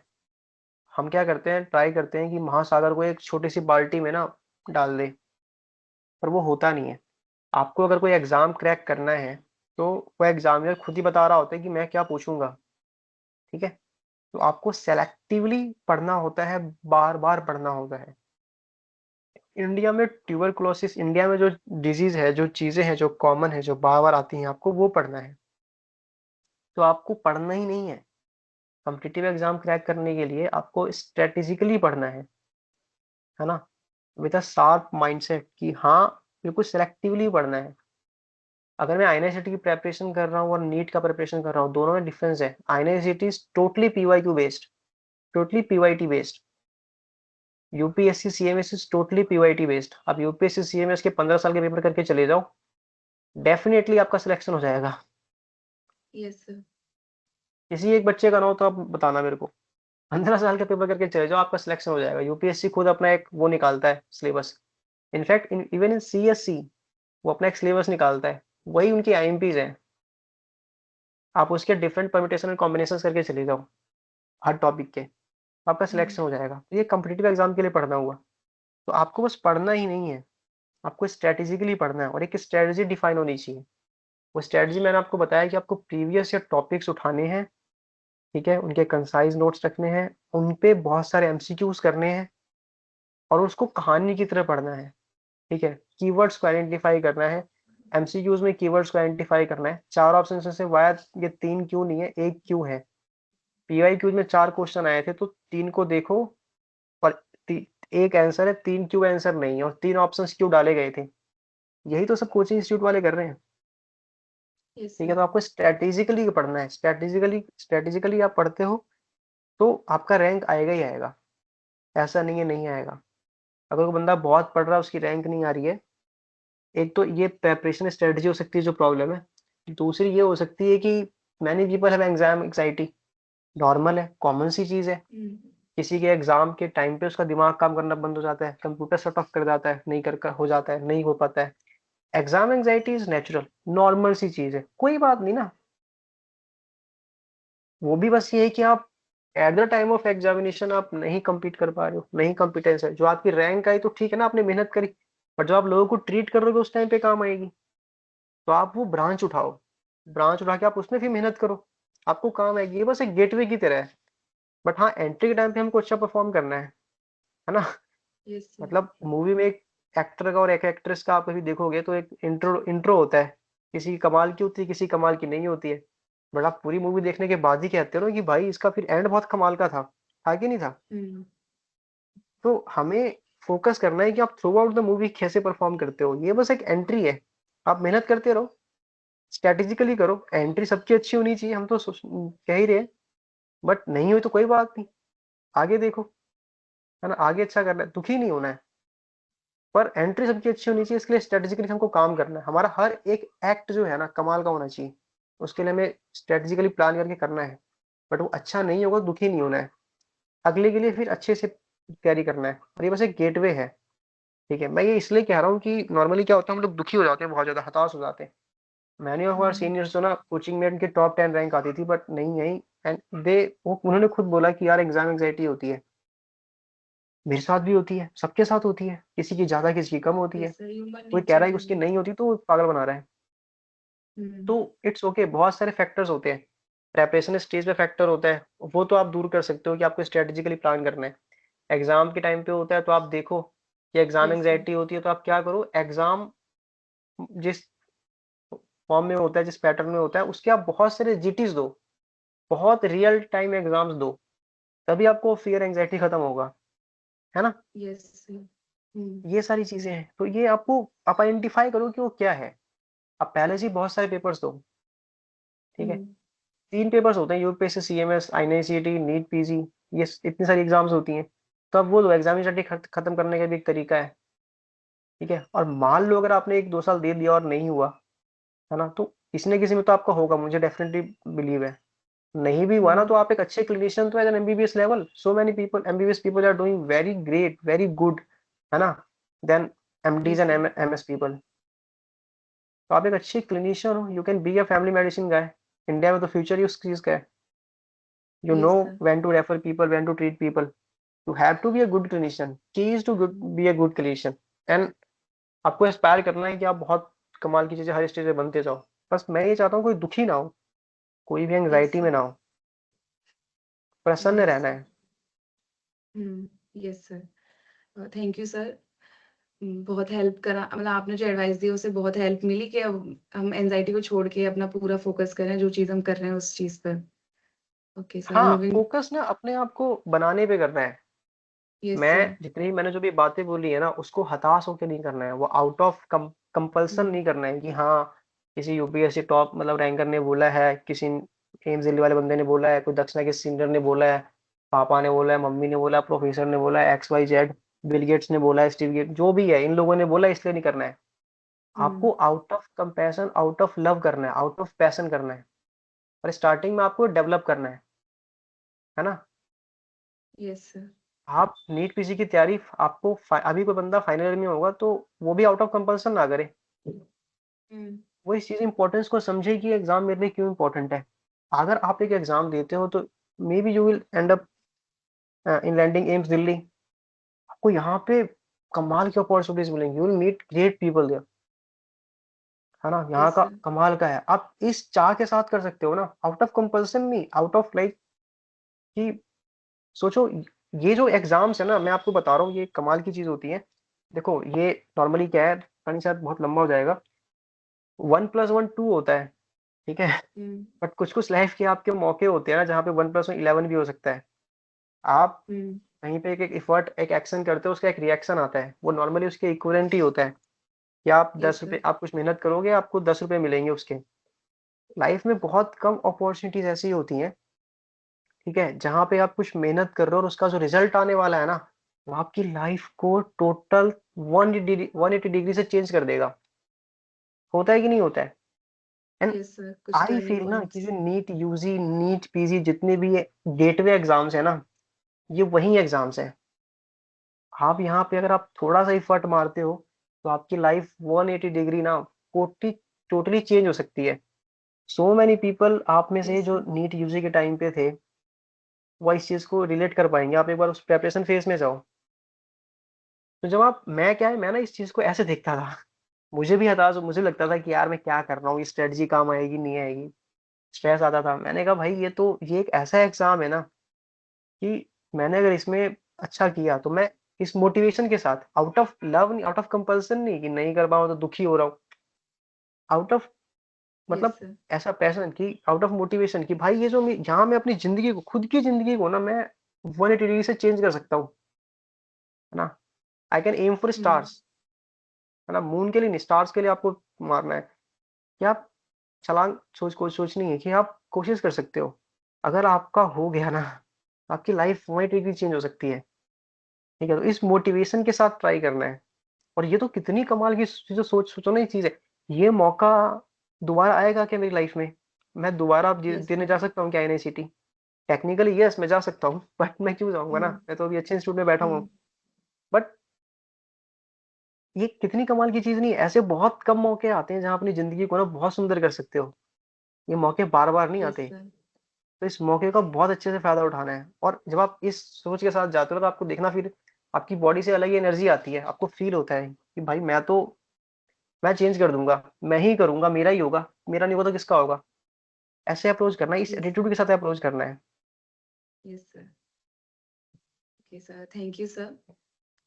So moving to the next question. Uh, should students rely mainly on standard textbooks and colleges teaching, or integrate online coaching platforms early on? How should they strike the right balance? Okay, so basically ये भी depend करता है कि आप कौन से year में हो। अगर आप फर्स्ट एंड सेकेंड ईयर में हो अगर आप standard text Yes, book sir. पढ़ सकते हो, so go through the literature of that subject. ये बहुत ज़रूरी है, बट अगर आप नहीं पढ़ पा रहे हो तो ऐसा नहीं कि उसको पढ़ते ही रहना है। आप लो किसी की हेल्प, कोचिंग ऐप ले लो, है ना? Mm. बहुत सारे तो यूट्यूब पे फ्री वीडियोज़ भी हैं, आप वो देख लो एंड आप अंडरस्टैंड करने की कोशिश करो, नोट्स करो। आप कोई सा भी रिसोर्स यूज़ करो, आपकी Mm. Understanding about the topic बहुत मस्त होनी चाहिए। अंत में बस यही Yes, आता sir. है। मैं एक ऐसा मतलब एक हार्ड गाय नहीं हूँ, रिजिड गाय कि हाँ, मैं कहूँगा कि स्टैंडर्ड टेक्स्ट बुक पढ़ो, इसी के नोट्स पढ़ो। मैं आपसे ये कहूँगा कि आप जहाँ से भी पढ़ो बस वो होना चाहिए कि वो स्टैंडर्ड गाइडलाइंस एंड बुक्स के हिसाब से होना चाहिए, ठीक है? और आपकी खुद की अंडरस्टैंडिंग अच्छी होनी चाहिए। जब पेशेंट आपके सामने आए हो ना, जब आप एग्ज़ाम हॉल में बैठे रहते हो, कोई भी आपके आस-पास नहीं होता है। बस आप होते हो, आपकी खुद की अंडरस्टैंडिंग, खुद का व्यू पॉइंट होता है। You have to focus upon building that thing. Yes, sir. आपका व्यू पॉइंट आपका अच्छा हो। तो उसके लिए अगर आपको आप देखो कि अगर आप स्टैंडर्ड टेक्स्ट बुक से अलाइन कर पा रहे हो ना अपने आप को, तो वो बेस्ट है। किसी के लिए वो काम करती है, किसी को पढ़ना अच्छा लगता है, ठीक है? किसी को वीडियो देख के सीखना अच्छा लगता है, तो वो वीडियो से देख ले और नोट्स पढ़ ले, Mm. है ना? बट अब वही है कि ये चीज़ है, ये स्टार्टिंग के स्टेजेस में है, ठीक है? आपका फाइनल ईयर का बंदा है, वो कह रहा है कि मैं बुक्स पढूँ, नहीं भाई बुक्स नहीं पढ़ना। फाइनल ईयर के स्टूडेंट को बुक्स नहीं पढ़ना है। आपको उस टाइम पे आपको एग्ज़ाम क्रैक करना है ना? Mm. और उस मोटो से अगर आप पढ़ रहे हो ना, तो फिर आप कोचिंग इंस्टीट्यूट का कोई सा शॉर्ट कोर्स उठाओ, ठीक है? और आपको फिर Mm. रेट्रोग्रेड जाना है। आप पीवाईक्यूज़ उठाओ, प्रीवियस टॉपिक्स उठाओ, उसके क्वेश्चंस करो, उसमें चीज़ें एनोटेट करो, ऐड करो, जीटीज़ दो, जीटीज़ देने के बाद फिर आप आगे रेट्रोग्रेड जाओ, है ना? फर्स्ट एंड सेकंड ईयर के बच्चे एंटोग्रेड जा सकते हैं और साथ में Mm. रेट्रोस्पेक्टिवली चेक कर सकते हैं कि ये पेपर्स में Mm. कौन-कौन से कैसे क्वेश्चंस आते हैं। फाइनल ईयर के स्टूडेंट्स रेट्रोस्पेक्टिव जाएँगे, वो पीवाईटीज़ करेंगे और उसके फिर उसमें चीज़ें ऐड करते जाएँगे। फिर लगा कि ओह! ओके, मतलब अस्थमा का मैनेजमेंट तो बहुत इंपॉर्टेंट है, स्नेक बाइट का मैनेजमेंट बहुत इंपॉर्टेंट है, इसमें क्वेश्चंस पूछते हैं और रैपिड रिवीजन में और बीटीआर में पूरा नहीं दिया हुआ है। तो फिर आप जाओ मेन वीडियो से आप देख लो, आप वहाँ से उन क्वेश्चंस को Mm. वो देख लो कि क्या-क्या लिखा हुआ है ना? फास्ट रिव्यू करो, ग्रांड टेस्ट है उसका फास्ट रिव्यू करो। जितने ब्लैक चीज़ें होती है बोल्डेड वो सारी पीवाईक्यूज़ होती हैं, मैरो की जो मैं Mm. बता रहा हूँ। Notes Mm. में जब आप पढ़ते हो जितनी भी हाइलाइट चीज़ें होती हैं सारी पीवाईक्यूज़ होती हैं, उनको समझो, उन कीवर्ड्स को समझो, अंडरस्टैंड करो, ठीक है? तो ऐसा कोई हार्ड एंड फास्ट रूल नहीं है कि आपको ये चीज़ करनी चाहिए। वो डिपेंड करता है कि आपके खुद की क्या एम है, आप क्या टारगेट कर रहे हो at the moment. Mm. First second के बच्चे वो बुक्स पढ़ सकते हैं, डेफिनिटली पढ़ना चाहिए, बुक्स तो पढ़नी चाहिए, रीडिंग हैबिट अच्छी होनी चाहिए। बट अगर आप अलाइन ही नहीं हो पा रहे तो आप वो पढ़ के स्ट्रेस क्यों लेना है? Yes, आप sir. सीख लो। आप अपना व्यू Mm. पॉइंट तो किसी की बात सुन के भी बना सकते हो ना। आप कोई Mm. अच्छा टीचर है, उसने स्टैंडर्ड बुक्स पढ़ रखी है, उसको पढ़ाना आता है, तो वो आप सुन लो जाके पूरा का पूरा। उसके बाद आप Mm. उस बुक्स को फिर उसके बाद आप उस बुक को पढ़ो, Mm. है ना? तो ये चीज़ है, ऐसा कोई हार्ड एंड फास्ट रूल नहीं है। तो सर मतलब ऑनलाइन कोचिंग्स जो है वो कौन सी कोचिंग ज़्यादा बेस्ट है? मतलब आपने किस कोचिंग से प्रिपरेशन की थी अपने लिए? मेरे हिसाब से यार टीचर्स जो है ना वो अलग-अलग जगह पे अलग-अलग अच्छे हैं। ऑनलाइन कोचिंग प्लेटफ़ॉर्म भी अगर मैं बताऊँगा तो बायस हो जाएगा बायस आ जाएगा। मेरे हिसाब से ये होता है कि आप 2-3 टीचरों को पकड़ो, ठीक है? जैसे हुँ, अलग-अलग सब्जेक्ट्स के अलग टीचर्स बढ़िया हैं। मेरा ये होता था कि मैं वो देखता था कि किस टीचर को ना मैं सुन सकता हूँ, मैं घंटों बैठ के हुँ, सुन सकता हूँ, जहाँ मुझे सुनना बहुत स्ट्रेस फ़ील नहीं हो रहा है ना? हुँ, तो मैं किस स्पीड से सुन सकता हूँ, ठीक है? तो मैं वो सुनता था, तो वो टीचर मुझे अच्छे लगते थे और टेलीग्राम पे तो आजकल आ जाते हैं ये वीडियोज़ आ ही जाते हैं पायरेटेड वगैरह। अगर आप हुँ, तो लेक्चर्स तो ऐसे देख लिए थे मैंने, लेक्चर्स का तो ये हो गया था कि कुछ मैंने वेरो से देखे थे, कुछ मैंने प्रेप से देखे थे। बेसिकली आपको अंडरस्टैंडिंग अच्छी करनी है। क्यूबैंक जो है ना, क्यूबैंक मैरो का बहुत अच्छा है, ठीक है?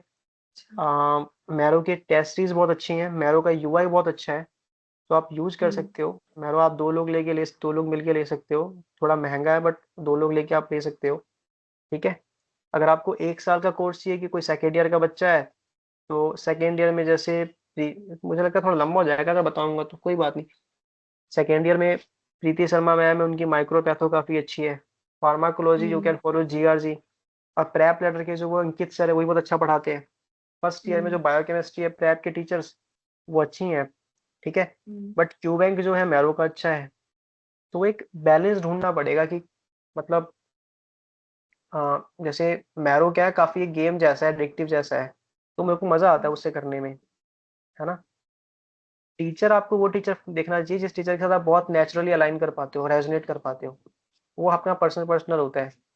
हम्म। ठीक है। हर हर में मतलब ऐसा है कि 10 टीचर अच्छे हैं और 4-5 टीचर्स वैसे हैं जो आपको अच्छे नहीं लगेंगे। सारे हम्म। कोचिंग्स में ऐसा ही है। ठीक है। तो कोई बात नहीं, नॉर्मली आपको अपनी अंडरस्टैंडिंग अच्छी करनी है। और मैं देखता हूँ कि नॉर्मली लोग 1.5 2x पे पढ़ते हैं। फर्स्ट सेकंड ईयर के बच्चे तो 1.5 1 पे ही पढ़े, 1.25 पे ही पढ़े। ठीक है। आपको खत्म नहीं करना है, ये कोई रेस नहीं है कि धम धम धम धम खेद कर, समझ अपनी बनाते जाना है। फाइनल ईयर में अगर आप हो, अगर आप रैपिड रिवीजन कर रहे हो और अगर आप बीटीआर भी कर रहे हो, तो उसका 1.25 पे ही देखो। ठीक है। हम्म। भागो मत, एक बार समझो अच्छे से बस, उसके बाद उसको फिर स्पीड बढ़ाओ 1.5 पे, फिर 2 पे देखो, ऐसे। ओके सर, थैंक बाकी you you sir. Can use marrow, cerebellum भी बहुत अच्छा है, सेरिबेलम के फैकल्टीज भी बहुत अच्छे हैं, तो हम्म। सेरिबेलम भी अच्छा, अफोर्डेबल भी है। हर में वही है कि 10 टीचर्स अच्छे हैं, 4 टीचर्स थोड़े ठीक से हैं और 2 टीचर्स वैसे से ही हैं। बस और सर अंत जो ये करता है कि आपकी खुद की अंडरस्टैंडिंग डेवलप होनी चाहिए। और हेलो। सर क्वेश्चंस वगैरह की जो प्रैक्टिस है वो मैरो पे ज्यादा अच्छी है या फिर दूसरे प्लेटफॉर्म्स पे, एमसीक्यू वगैरह एक्चुअली की जो टेस्ट होते हैं? मैरो में क्वेश्चंस काफी अच्छे से फ्रेम हो रखा है ना। हम्म। और उसका यूआई, यूजर इंटरफेस जो है वो बहुत बढ़िया है, हम्म। उसके एक्सप्लेनेशंस भी बहुत बढ़िया हैं। मेरे स्टार्टिंग में ना, मेरे से I had some problem, like मुझे चेलाइन एंग्जाइटी होती थी इंटर्न्स हम्म। उससे एमबीबीएस के टाइम पे, तो मैं नॉर्मली बहुत अच्छे फोकस नहीं हो पाता था मेरा उस टाइम पे। तो मैं हम्म। पढ़ता तो था, बट मेरे मेरे से ना मेरे को एमसीक्यू सॉल्व मेरे से नहीं होते थे। तो मैंने क्या किया कि मैं यूट्यूब पे जाता था, एंड फिर यूट्यूब पे ना मैं, जैसे आप यूट्यूब पे जाओगे आजकल तो सब कोचिंग वाले डालते हैं कि हम्म। टीएनडीज डालते थे, test and discussions, PYQ solve करना सिखाते थे, है ना। हम्म। तो मैं वहां जाके देखता था कि ये लोग क्वेश्चन कैसे सॉल्व कर रहे हैं। तो हर हम्म। एक टीचर का तुम देखोगे ना कि क्वेश्चन सॉल्व करने का एक अप्रोच होता है, तो वो भी हम्म। तुम सीख सकती हो वहां से कि यस क्वेश्चन सर। कैसे सॉल्व करना है, नॉलेज को अप्लाई कैसे करना है ना। और ऑफ कोर्स मैरो का क्यू बैंक अच्छा है, मैरो का क्या है, क्यू बैंक सच में बहुत अच्छा है।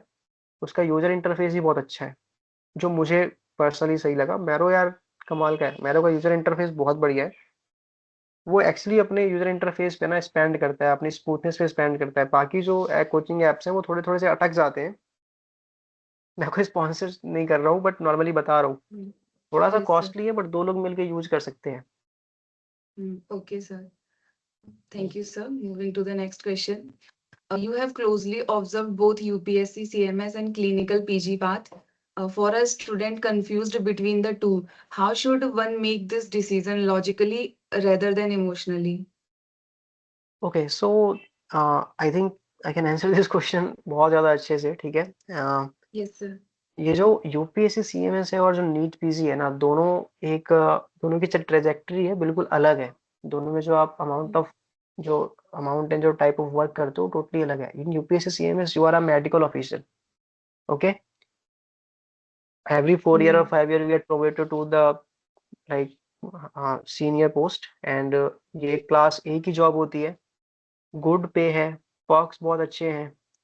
आपकी जो पे लेवल स्टार्ट होती है, आई थिंक ग्रेड 10 या ग्रेड 11 से होती है, ग्रेड 10 से होती है। अभी तो 8 का मिशन आ जाएगा, तो स्टार्टिंग में ही आपके कुछ 1.27 lakhs आते हैं। सो अगर कोई, और फिर हर आपके 8th कमीशन के बाद तो शायद बढ़ ही जाएगा, 1.5 आएगा। You get a 3 BHK house in Delhi, like Delhi जैसे एरिया में।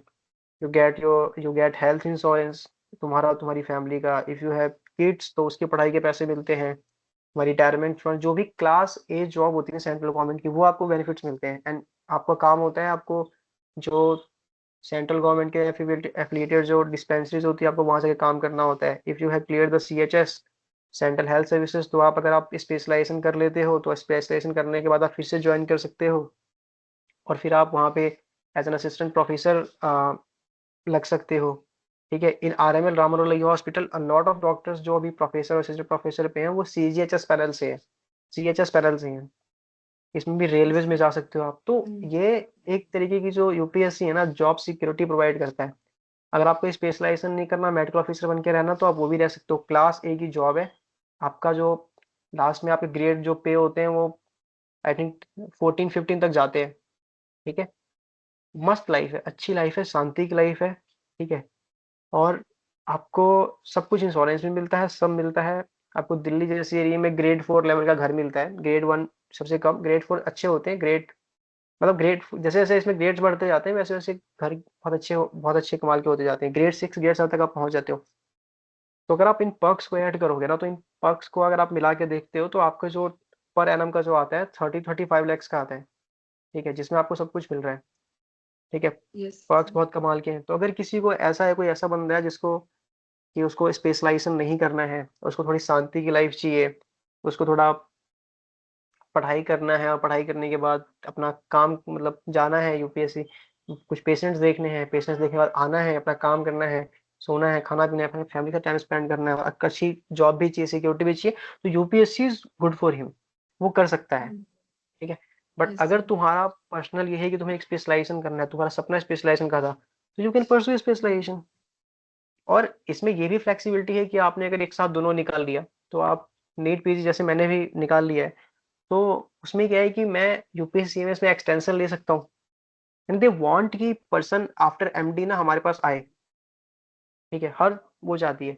तो एक्सटेंशन मिल जाता है, 3 साल के बाद मैं ज्वाइन कर सकता हूँ। बट अगर मुझे 3 साल के बाद सुपर स्पेशलाइजेशन करना हुआ, तो फिर मेरा हट जाएगा, पर कोई बात नहीं ना, फिर मुझे मैं चूज करूंगा कि मेरे को ये फिर यही स्पेशलाइजेशन की लाइफ ही जीनी थी, है ना।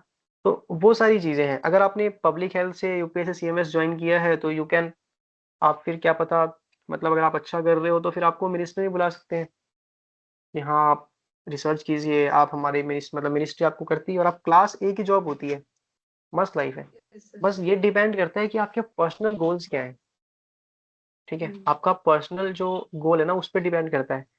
अभी तो मैं ये कहूंगा कि आप एग्जाम तक पढ़ाई करो, एग्जाम निकालो, उसके बाद देखना कि आपके पर्सनल गोल क्या है।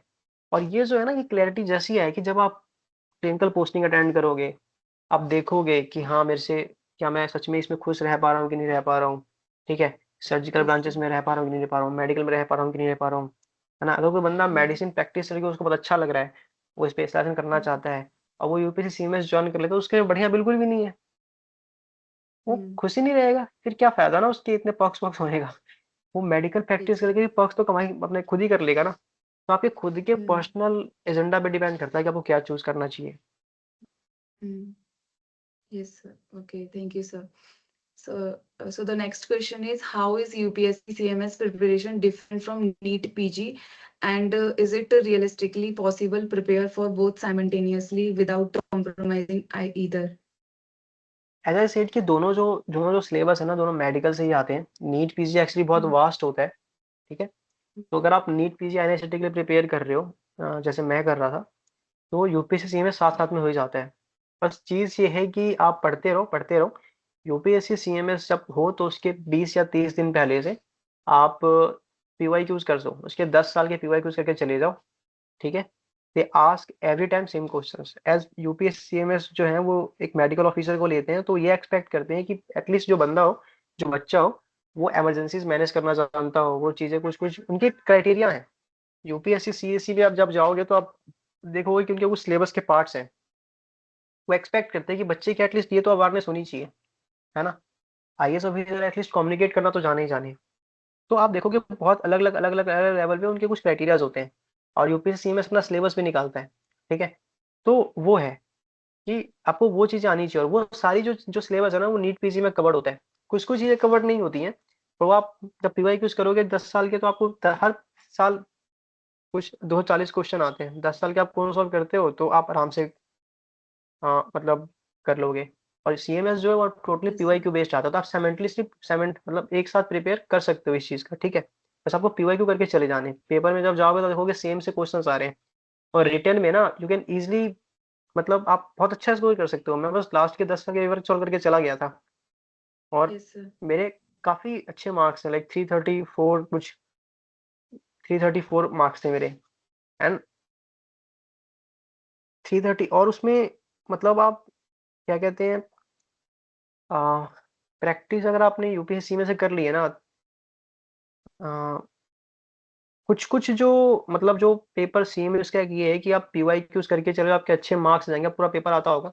बस एक जो मैं, अगर कोई सीरियसली तैयारी कर रहा है, मैं उससे ये कहूंगा कि 240 क्वेश्चन को ना, एक क्वेश्चन को, वो एक पेपर को ना 3-4 पेपर को सॉल्व करके जाए पेपर की टाइमिंग के अकॉर्डिंग, क्योंकि पेपर जो होता है ना वो एक सुबह होता है 1.5-2 घंटे का, 2 घंटे का, 2 घंटे, और एक जो पेपर होता है ना वो दोपहर में होता है। दोपहर के पेपर में नींद आती है, तो आप वो कर नहीं सकते, पूरा दिन चला जाता है। तो आप उस तरीके से ना रियल टाइम एग्जाम प्रैक्टिस करके भी जाओ 4-5। मेरे साथ ये हुआ था कि मैं नींद वींद सी आ गई थी, थक भी गया था बहुत ज्यादा, तो बहुत सारे सिली मिस्टेक्स कर दिए थे, तो और अच्छे स्कोर होता, वो पेपर आता था। ठीक है, तो आप, अगर आप नीट पीजी और नेट की तैयारी करो तो तैयारी करो, साथ साथ आपका यूपी से सीएमएस हो जाएगा। सीएमएस के पहले 10 दिन 15 दिन पहले आप उसके पूरे पीवाईक्यूज कर लो। ठीक है, सारे ऑप्शंस को कर लो, और आप देखोगे कि same type of questions repeat होते जा रहे हैं।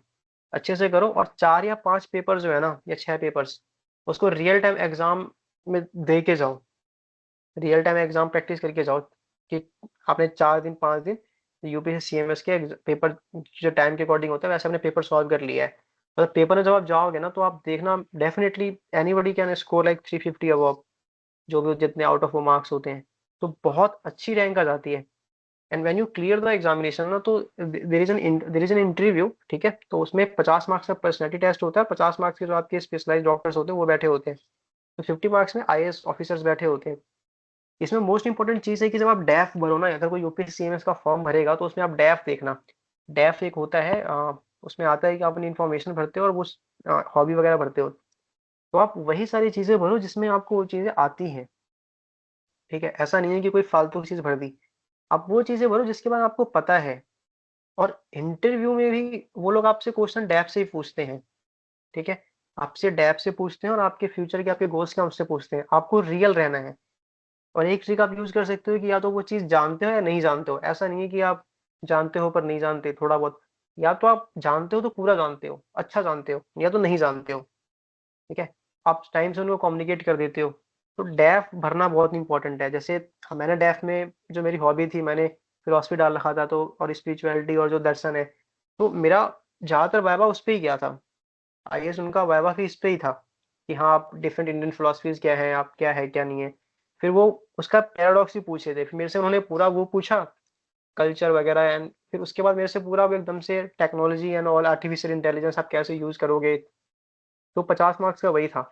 And make eye contact with the people. ठीक है, जिनसे आप, जो आपसे क्वेश्चन पूछ रहे हैं उनसे, जो बगल में जो बंदे बैठे हैं उनसे, जो साइड में बैठे हैं उनसे।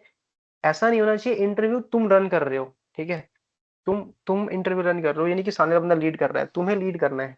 एंड तुम्हें डोमिनेट नहीं करना है और ना ही सप्रेस होना है।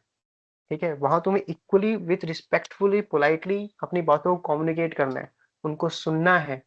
तुम्हारी वॉइस में क्या कहते हैं, पिचेस होनी चाहिए, हाई पिच लो पिच, तो इंटरव्यू भी काफी अच्छे से क्लियर हो जाता है। ठीक है, फिर साइड में तुम्हारे कुछ स्पेशलाइज्ड डॉक्टर्स बैठे होते हैं, वो तुमसे तुम्हारी रिस्पेक्टिव जो उनके जो मेडिकल फील्ड है उससे क्वेश्चन पूछते हैं, तो 25-25 मार्क्स के वो होते हैं। एंड आई गॉट लाइक 65 और 66 नंबर उसमें भी, तो वो एक अच्छा मतलब नंबर है, हाईएस्ट कुछ 74-75 गया था। ठीक है, तो उनका तो और भी अच्छा गया होगा। मैंने बहुत सारे क्वेश्चंस के अच्छे से आंसर नहीं किए थे, लाइक कॉमन सी चीजें होती हैं, क्योंकि वही प्रैक्टिस नहीं था। जैसे बहुत बेसिक सी चीज पूछ देते, नॉन वेज डिलीवरी, तुमसे एकदम से कुछ चीज पूछेंगे और एकदम से पूछ देंगे कि ये चीज क्या होती है, तो क्लिक नहीं होती है। ठीक है, तो ऐसा होता है, पर कोई बात नहीं, बट 65 एक्चुअली गुड मार्क्स, तो आप ये चीज प्रैक्टिस कर सकते हो। जब आप डैफ भरो तो डैफ भरने में आपको गलती नहीं करनी है। मुझे पता है कुछ कुछ बच्चों ने, मतलब जो हमारे साथ थे, उन्होंने क्रिकेट भर दिया था, किसने फुटबॉल भर दिया था, एंड जो वहां पे आईएएस बैठे थे वो उससे ही क्वेश्चन पूछ रहे हैं और उनको पता ही नहीं है। तो आप हॉबी वो भरो जो आपको आती है, जो सच में आपने किया है, जो आपने ओरिजिनली कर रखा है, आप उस चीज के बारे में भरो। Hello.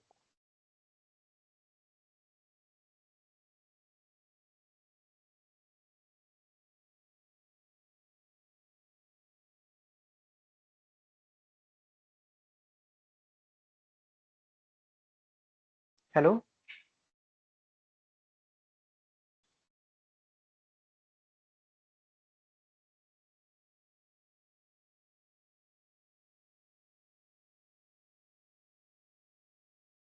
Sorry, sir, I repeat the question.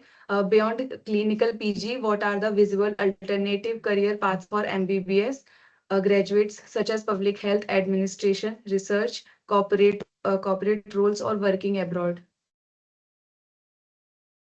ये एक्चुअली आवाज मतलब कुछ हुआ था क्या अभी बीच में? Sir, can I, may I repeat it? Okay, हाँ, क्वेश्चन रिपीट कर दो एक बार यार please. Okay, sir. Thank you. Beyond clinical PG, what are the viable alternate career paths for MBBS graduates, such as public health administration, research, corporate roles, or working abroad? ये बिल्कुल एक factual मतलब question है। मुझे लगता है मेरे से ज़्यादा बेटर ये आपको, आप चैट जीपीटी पे जाके ये चीज़ डालो तो आपको और अच्छे से बता पाएंगे। एज मैंने खुद इतना एक्सप्लोर नहीं करा है तो मैं खुद इस चीज़ को और अच्छे से नहीं बता सकता। तो मुझे Hmm. लगता है बहुत फैक्चुअल क्वेश्चन है, आपको ये मुझे लगता है चैट जीपीटी ज़्यादा अच्छे से बता पाएगा, ये शायद जिसका भी क्वेश्चन है। बट हाँ, जो थोड़ा मुझे आइडिया है मैं उसके अकॉर्डिंग बता सकता हूँ। लाइक आफ्टर एमबीबीएस ग्रेजुएट आप you can go into army, ठीक है? आप एएफएमसी में जा सकते हो, आप यूपीएससी सीएमएस कर सकते हो, आप डिफरेंट मेडिकल ऑफिसर्स के एग्जाम्स होता है आप उसमें जा सकते हो। You can go into like you आप फेलोशिप कर सकते हो, अपनी खुद की क्लिनिक डाल सकते हो। फिर आप फार्मा कंपनीज में जा सकते हो, ठीक है? आप आई थिंक रिसर्च वगैरह के लिए अप्लाई कर सकते हो। मैंने वो कभी एरिया एक्सप्लोर नहीं करा है तो मुझे उतना आइडिया नहीं है।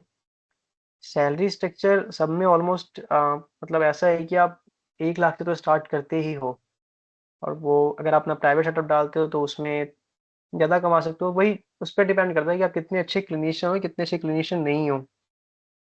Yes, sir. मतलब जो करियर है वो सेल्फ इंटरेस्टेड होना चाहिए, आगे जाके एक्सप्लोर करेंगे तो पता चल जाएगा कि इस चीज में ज्यादा इंटरेस्ट है, हाँ, उसी हिसाब से आगे एग्जाम देना है। एग्जैक्टली अभी मतलब हम्म, मुझे लग रहा है कि पता नहीं, जैसे मैं जो देख रहा हूँ अभी, जो रिसेंटली जो बच्चे आते हैं जो क्वेश्चंस पूछते हैं कि सर आज से 8 साल बाद हम क्या करें, 10 साल बाद हम क्या करें, हमें कौन सा ब्रांच लेना चाहिए। आपको अभी आज पे फोकस करना चाहिए, आज के सब्जेक्ट यस पे, सर। आज की चीजों पे। ट्राई टू बिल्ड टुडे, ठीक है? इसके ऊपर ही सारी चीजें बनेंगी ना। आप आज में जीना स्टार्ट यस सर। करो, धीरे धीरे आपको सब मतलब एक पता एक बहुत अच्छी चीज है। जैसे मैं भी कभी कभी ऐसा सोचता हूँ तो लाइक मेरी मम्मी कहती है कि पहले बेटा 4 कदम चल, हम्म। है ना?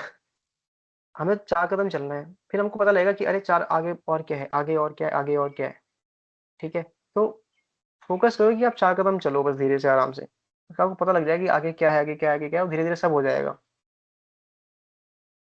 Okay sir. So moving to the next question. Students who secure average marks often feel insecure about their future. Does an average academic record limit one's potential to become a good doctor or have a successful career? Exactly अब इस बारे में हमने पहले बात की थी कि कुछ भी फर्क नहीं पड़ता आपने फर्स्ट ईयर में कितना मार्क्स स्कोर करा है ना? कुछ फर्क नहीं पड़ता। आप कितने अच्छे क्लिनिशियन हो, आपने कितना ज़्यादा एफर्ट डाला है खुद को बनाने में, खुद को नॉलेजेबल करने में, वो फ़र्क पड़ता है। आप लोगों से कितने अच्छे से कम्युनिकेट करते हो, वो फ़र्क पड़ता है। ये फ़र्क बिल्कुल भी नहीं पड़ता कि आपने कितना मार्क्स स्कोर करा है एमबीबीएस में, ठीक है? आपको अच्छे मार्क्स स्कोर करने पे फ़ोकस करना चाहिए, है ना? बट वो आपकी पूरी लाइफ़ डिसाइड नहीं करती है, ठीक है? वो आपको मौके देती है आपको लाइफ़ को चेंज करने के, ठीक है? But Yes, decide sir. नहीं करती है। तो Hmm. ये हम बात कर चुके हैं कि mindset and skill set matter करता है। मार्क्स नहीं आए कोई Hmm. बात नहीं, मैं फेल हुआ हूँ, Hmm. एंड मैं लिटरली फेल हुआ हूँ। मैं बहुत डरा हूँ फर्स्ट ईयर में एग्जाम्स को लेके। मुझे लगता है हम सब बच्चे रो भी चुके हैं कि ये तो क्या है, एग्जाम तो हैंडल ही नहीं हो रहा। मैंने मेरे दोस्त कितने जो Hmm. ऐसे वो परेशान से हुए हैं हर स्टेज पे, कोई कि इतना ज्यादा हेडेक वाला होता है और हमको लगता है कि यार ये क्या होगा क्या नहीं होगा। बट आप आगे जब जाके आप देखते हो आपको लगता है कि नहीं, वो एंड नहीं था लाइफ का, है ना? मतलब मैं भी एम्स दिल्ली में बैठा हुआ हूँ, है ना? फर्स्ट ईयर में Yes, sir. मैं इंटरनल्स में फेल हुआ हूँ, ठीक है? मैं Hmm. स्मॉल इंटेस्टाइन और लार्ज इंटेस्टाइन में डिफरेंशिएट पता नहीं कर पाता था। तो किसी को एंग्जायटी नहीं लेनी है, ठीक है? और हर जगह ऐसा ही है। आप किसी जीएमसी में बैठो, आप किसी एम्स में बैठो, सब जगह यही हाल है। आपको ये नहीं सोचना है कि मेरे मार्क्स नहीं आ रहे तो मैं अच्छा बनूंगा कि नहीं बनूंगा। अरे नहीं, आपको अच्छा क्लिनिशियन बनने में फोकस करना है। आपको अपने माइंडसेट और अपने स्किल सेट पे ध्यान रखना है बस। Okay sir, thank you sir. ये उन लोगों के लिए डाउट है जो बहुत सेल्फ डाउट रहते हैं कि क्या होगा हमारा, तो उस चीज के लिए। बाकी लास्ट फाइनल क्वेश्चन है कि if you could one honest piece of advice to MBBS students, something not commonly discussed but deeply important, what would it be? Honest piece of advice तो यही रहेगी कि मतलब आपने जब आप एक एमबीबीएस में घुसे हो, you are very lucky people. ठीक है। सोशल मीडिया पे बहुत ज़्यादा हल्ला बोले, मीम्स बनते हैं, हम डिमोटिवेट हो जाते हैं, हम भी होता हूँ, मैं भी हो गया हूँ। बट ये एक बहुत सुंदर फील्ड है। फाइनेंशियली आप अच्छा कर सकते हो, आप बहुत अच्छा नहीं कर सकते। As most of the people जो हमारी एज के हैं, वो इस फील्ड में दो तरीके के लोग घुसते हैं, एक तो पैशनेट और एक वो जो मतलब जिनको थोड़ा पैसा है कि हाँ फाइनेंशियली सिक्योर हो जाए, और खासकर दक्षिण में तो हम लोग ऐसे ही हैं। वो अब ऐसा फील्ड में क्या है कि बहुत डॉक्टर्स आ गए हैं, तो ऑफ कोर्स आप बहुत नहीं जा सकते ऊपर। बट ये है कि ये आपको एक बहुत सुंदर सी फील्ड है, आपको ये फाइनेंशियली सिक्योर देती है, इसका एवरेज अभी भी बहुत अच्छा है। तो बच्चों, डरना नहीं है ना। ठीक है। डॉक्टर्स बहुत हैं, अच्छे डॉक्टर्स अभी भी बहुत कम है इंडिया के अंदर, और आप अच्छे हो तो आपके पास लोग आएंगे। ठीक है। ये आपको सोसाइटी में भी रिस्पेक्ट देता है, yup there are valence, but मुझे लगता है सभी फील्ड में है। ठीक है। आपको अच्छा कम्युनिकेटर बनना है, आपको कम्युनिकेट करना आना चाहिए लोगों को। ठीक है। आपको कब क्या Yes, नहीं sir. करना है, ये भी पता होना है, ये भी पता होना चाहिए। ठीक है। होपफुल रहना है, खुद पे डाउट नहीं करना है, डाउट आएगा, बट आपको देखना है कि यहाँ पे काफ़ी सारे लोग थे जिनको अपने आप पे डाउट था। आपको हर दिन, हर वक़्त आपको बेटर होने की कोशिश करनी है। कोशिश ये करना है कि आप खुश रहो। हाँ, अपना मेंटल हेल्थ का, साइकोलॉजिकल और फिज़िकल हेल्थ, है ना, इमोशनल हेल्थ, इन चारों चीज़ों का आपको ध्यान रखना है, अपना spiritual health. Read philosophy. Yes, sir. ठीक है, रीड स्पिरिचुअलिटी, पैराडॉक्सेस पढ़ो लाइफ के। देखो पैराडॉक्सेस कैसे-कैसे, क्या-क्या है। अपना जो Mm. क्या कहते हैं ब्रेन का जो है ना, वो बढ़ाओ उसको, उसका एक व्यू पॉइंट बढ़ाओ। देखो कितनी कमाल-कमाल की चीज़ें हैं। होगा कि कभी-कभी आपका जो एक लाइफ को देखने का एक तरीका होगा ना, व्यू पॉइंट होगा, वो बिल्कुल क्रैश हो जाएगा। होता है, सबके साथ होता है। अगर आपने एक ही व्यू पॉइंट पकड़ रखा तो आपको लगेगा कि लाइफ तो खत्म हो गई। बट अगर आपने Yes, 10 sir. व्यू पॉइंट पकड़ रखे हैं, आपने 10 तरीके की दुनिया को देख रखा है, तो आपके पास 9 शिप्स अभी भी रहते हैं। लाइफ में जो मोस्ट होपफुल बंदा होता है ना, आप देखना वो ये नहीं होगा कि जिसके पास एक ही क्या कहते हैं एक ही व्यू पॉइंट है। फिर वो फेथ आ जाता है, बिलीफ आ जाता है, वो अंधेरे में तीर मारना हो। बट जिसने लाइफ में बहुत सारे व्यू पॉइंट्स देख रखे हैं ना, स्टोरीज देख रखी हैं, तो उसके पास होप रहता है। इन दोनों में यही डिफरेंस है। ठीक है, कि पॉसिबिलिटी को देखता है, वो जानता है। बाकी चीज एक तो ये है, दूसरा ये है कि यप लक मैटर करता है, बट वो आपके हाथ में नहीं है। जो आपके हाथ में, आप उस पे ध्यान दो। ठीक है। लक क्या है, मैं कुछ कुछ रैंडम ही चीजें बोल रहा हूँ, बट ये थोड़ी थोड़ी सी चीजें हैं जो इम्पोर्टेंट सी है।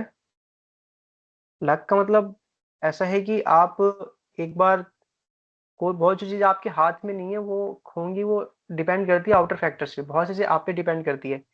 आपको ट्राई करते रहना है। मुझे लगता है कि हमारी लाइफ में ना बहुत सारी रिएक्शंस हो रही हैं, एटम्स एक दूसरे से टकरा रहे हैं। आप जितना वाइब्रेट करोगे, जितना एफर्ट डालोगे, उतना चांसेस हैं दो एटम्स के टकराने के और रिएक्शन होने के। ठीक है। तो यू मेक योर लक। ठीक है। आप अपनी प्रोबेबिलिटी को बढ़ाते हो, है ना। मैंने बहुत सारी चीज़ें ट्राई करी हैं, कहीं मेरा बहुत बुरी तरीके से फेल हुआ हूँ, कहीं सक्सेस मिल गया है। तो आपको वाइब्रेट करते रहना है। ठीक है। आपको हर दिन एस्पायर करना है कि आप होना है कि आप एक अच्छे डॉक्टर बनो, इम्प्रूव हो।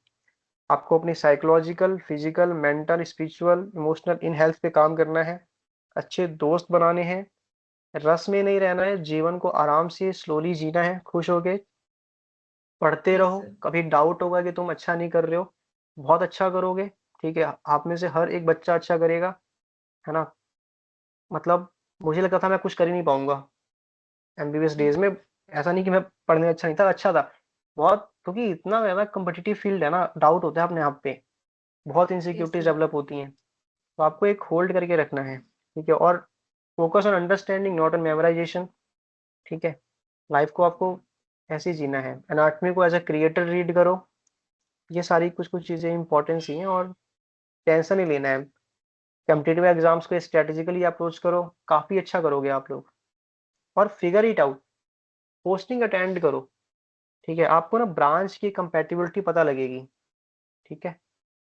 मतलब लिटरली ये टोटली एक प्यार है पढ़ने जैसा चीज़ है, ठीक है? आप जहाँ पे हो आप वहाँ से देखो कि आप सुंदर लाइफ कैसे बना सकते हो, है ना? People are living in bungalows, couples are living in bungalows and couples are living in hut, but जो हैप्पीनेस है ना, जो उनकी लाइफ के डायनामिक्स है, वो डिपेंड नहीं कर रहा कि वो कहाँ पे रह रहे हैं। वो जहाँ रह रहे हैं वहाँ भी खुश और अपनी सुंदर सी लाइफ बना पा रहे हैं। तो आप अपनी लाइफ में क्लैरिटी लाओ, वो खुद ही आप ला सकते हो, ठीक है? तो पोस्टिंग जाओ, आप देखो कि ब्रांच की क्लैरिटी क्या है। बहुत सारे लोग हैं जो नीट पीजी के बाद भी उनको पता नहीं होता कौन सी ब्रांच लेनी है, कौन सी नहीं लेनी है। मुझे भी नहीं पता था, क्योंकि मैंने उतना सीरियसली अटेम्प्ट नहीं करा था, है ना? पर धीरे-धीरे अब मुझे रियलाइज़ होता है ये करना चाहिए, और मैंने कुछ-कुछ चीज़ें की थी तो मुझे बहुत क्लैरिटी है, मैं जहाँ पे हूँ वहाँ मैं खुश हूँ, है ना? तो आपके जो डिसीजंस होने चाहिए लाइफ में वो इन्फॉर्म्ड होने चाहिए। तुक्के के डिसीजंस नहीं होने चाहिए, वो डिसीजन आपके इन्फॉर्म्ड डिसीजंस होने चाहिए। तो learn to take decisions, learn to stand by it, है ना? एंड मतलब यही रैंडम सी चीज़ें हैं जो हमने इतनी डिस्कस करी ना, हम मतलब मुझे लगता है मैंने फैक्चुअल चीज़ें नहीं, मैंने बस एक अपना एक अप्रोच ही बताया, जो माइंडसेट क्या होना चाहिए। तो वो माइंडसेट आप फॉलो कर सकते हो। अच्छे दोस्त बनो Yes, sir. और अच्छे दोस्त बनाओ, ये ज़रूरी है। Okay, sir. Thank you, sir, for your such a good advice. Uh, so once again, Rahul, thank you for joining us today. Overall, congratulations first of all to you for your rank 10 in combined medical services, and thank you sir. excellent for all the audience. And obviously, the same recording will be put on YouTube later on. So it was good insight. Thank you sir, आज हमारे साथ अपना time इतना देने के लिए और अपनी इनसाइट शेयर करने के लिए आपको थैंक यू बहुत ज़्यादा conversation it's okay, any of you, मतलब जो भी लोग सुन रहे हैं, they can approach me any time regarding any guidance. आप लोग मुझे बस मैसेज कर सकते हैं कहीं भी, अगर मैं कुछ भी हेल्प कर सकता हूँ तो आप मुझे अप्रोच कर सकते हैं about guidance and all anything. Happy to share my experiences and mistakes जो मैंने करी हैं। Thank you.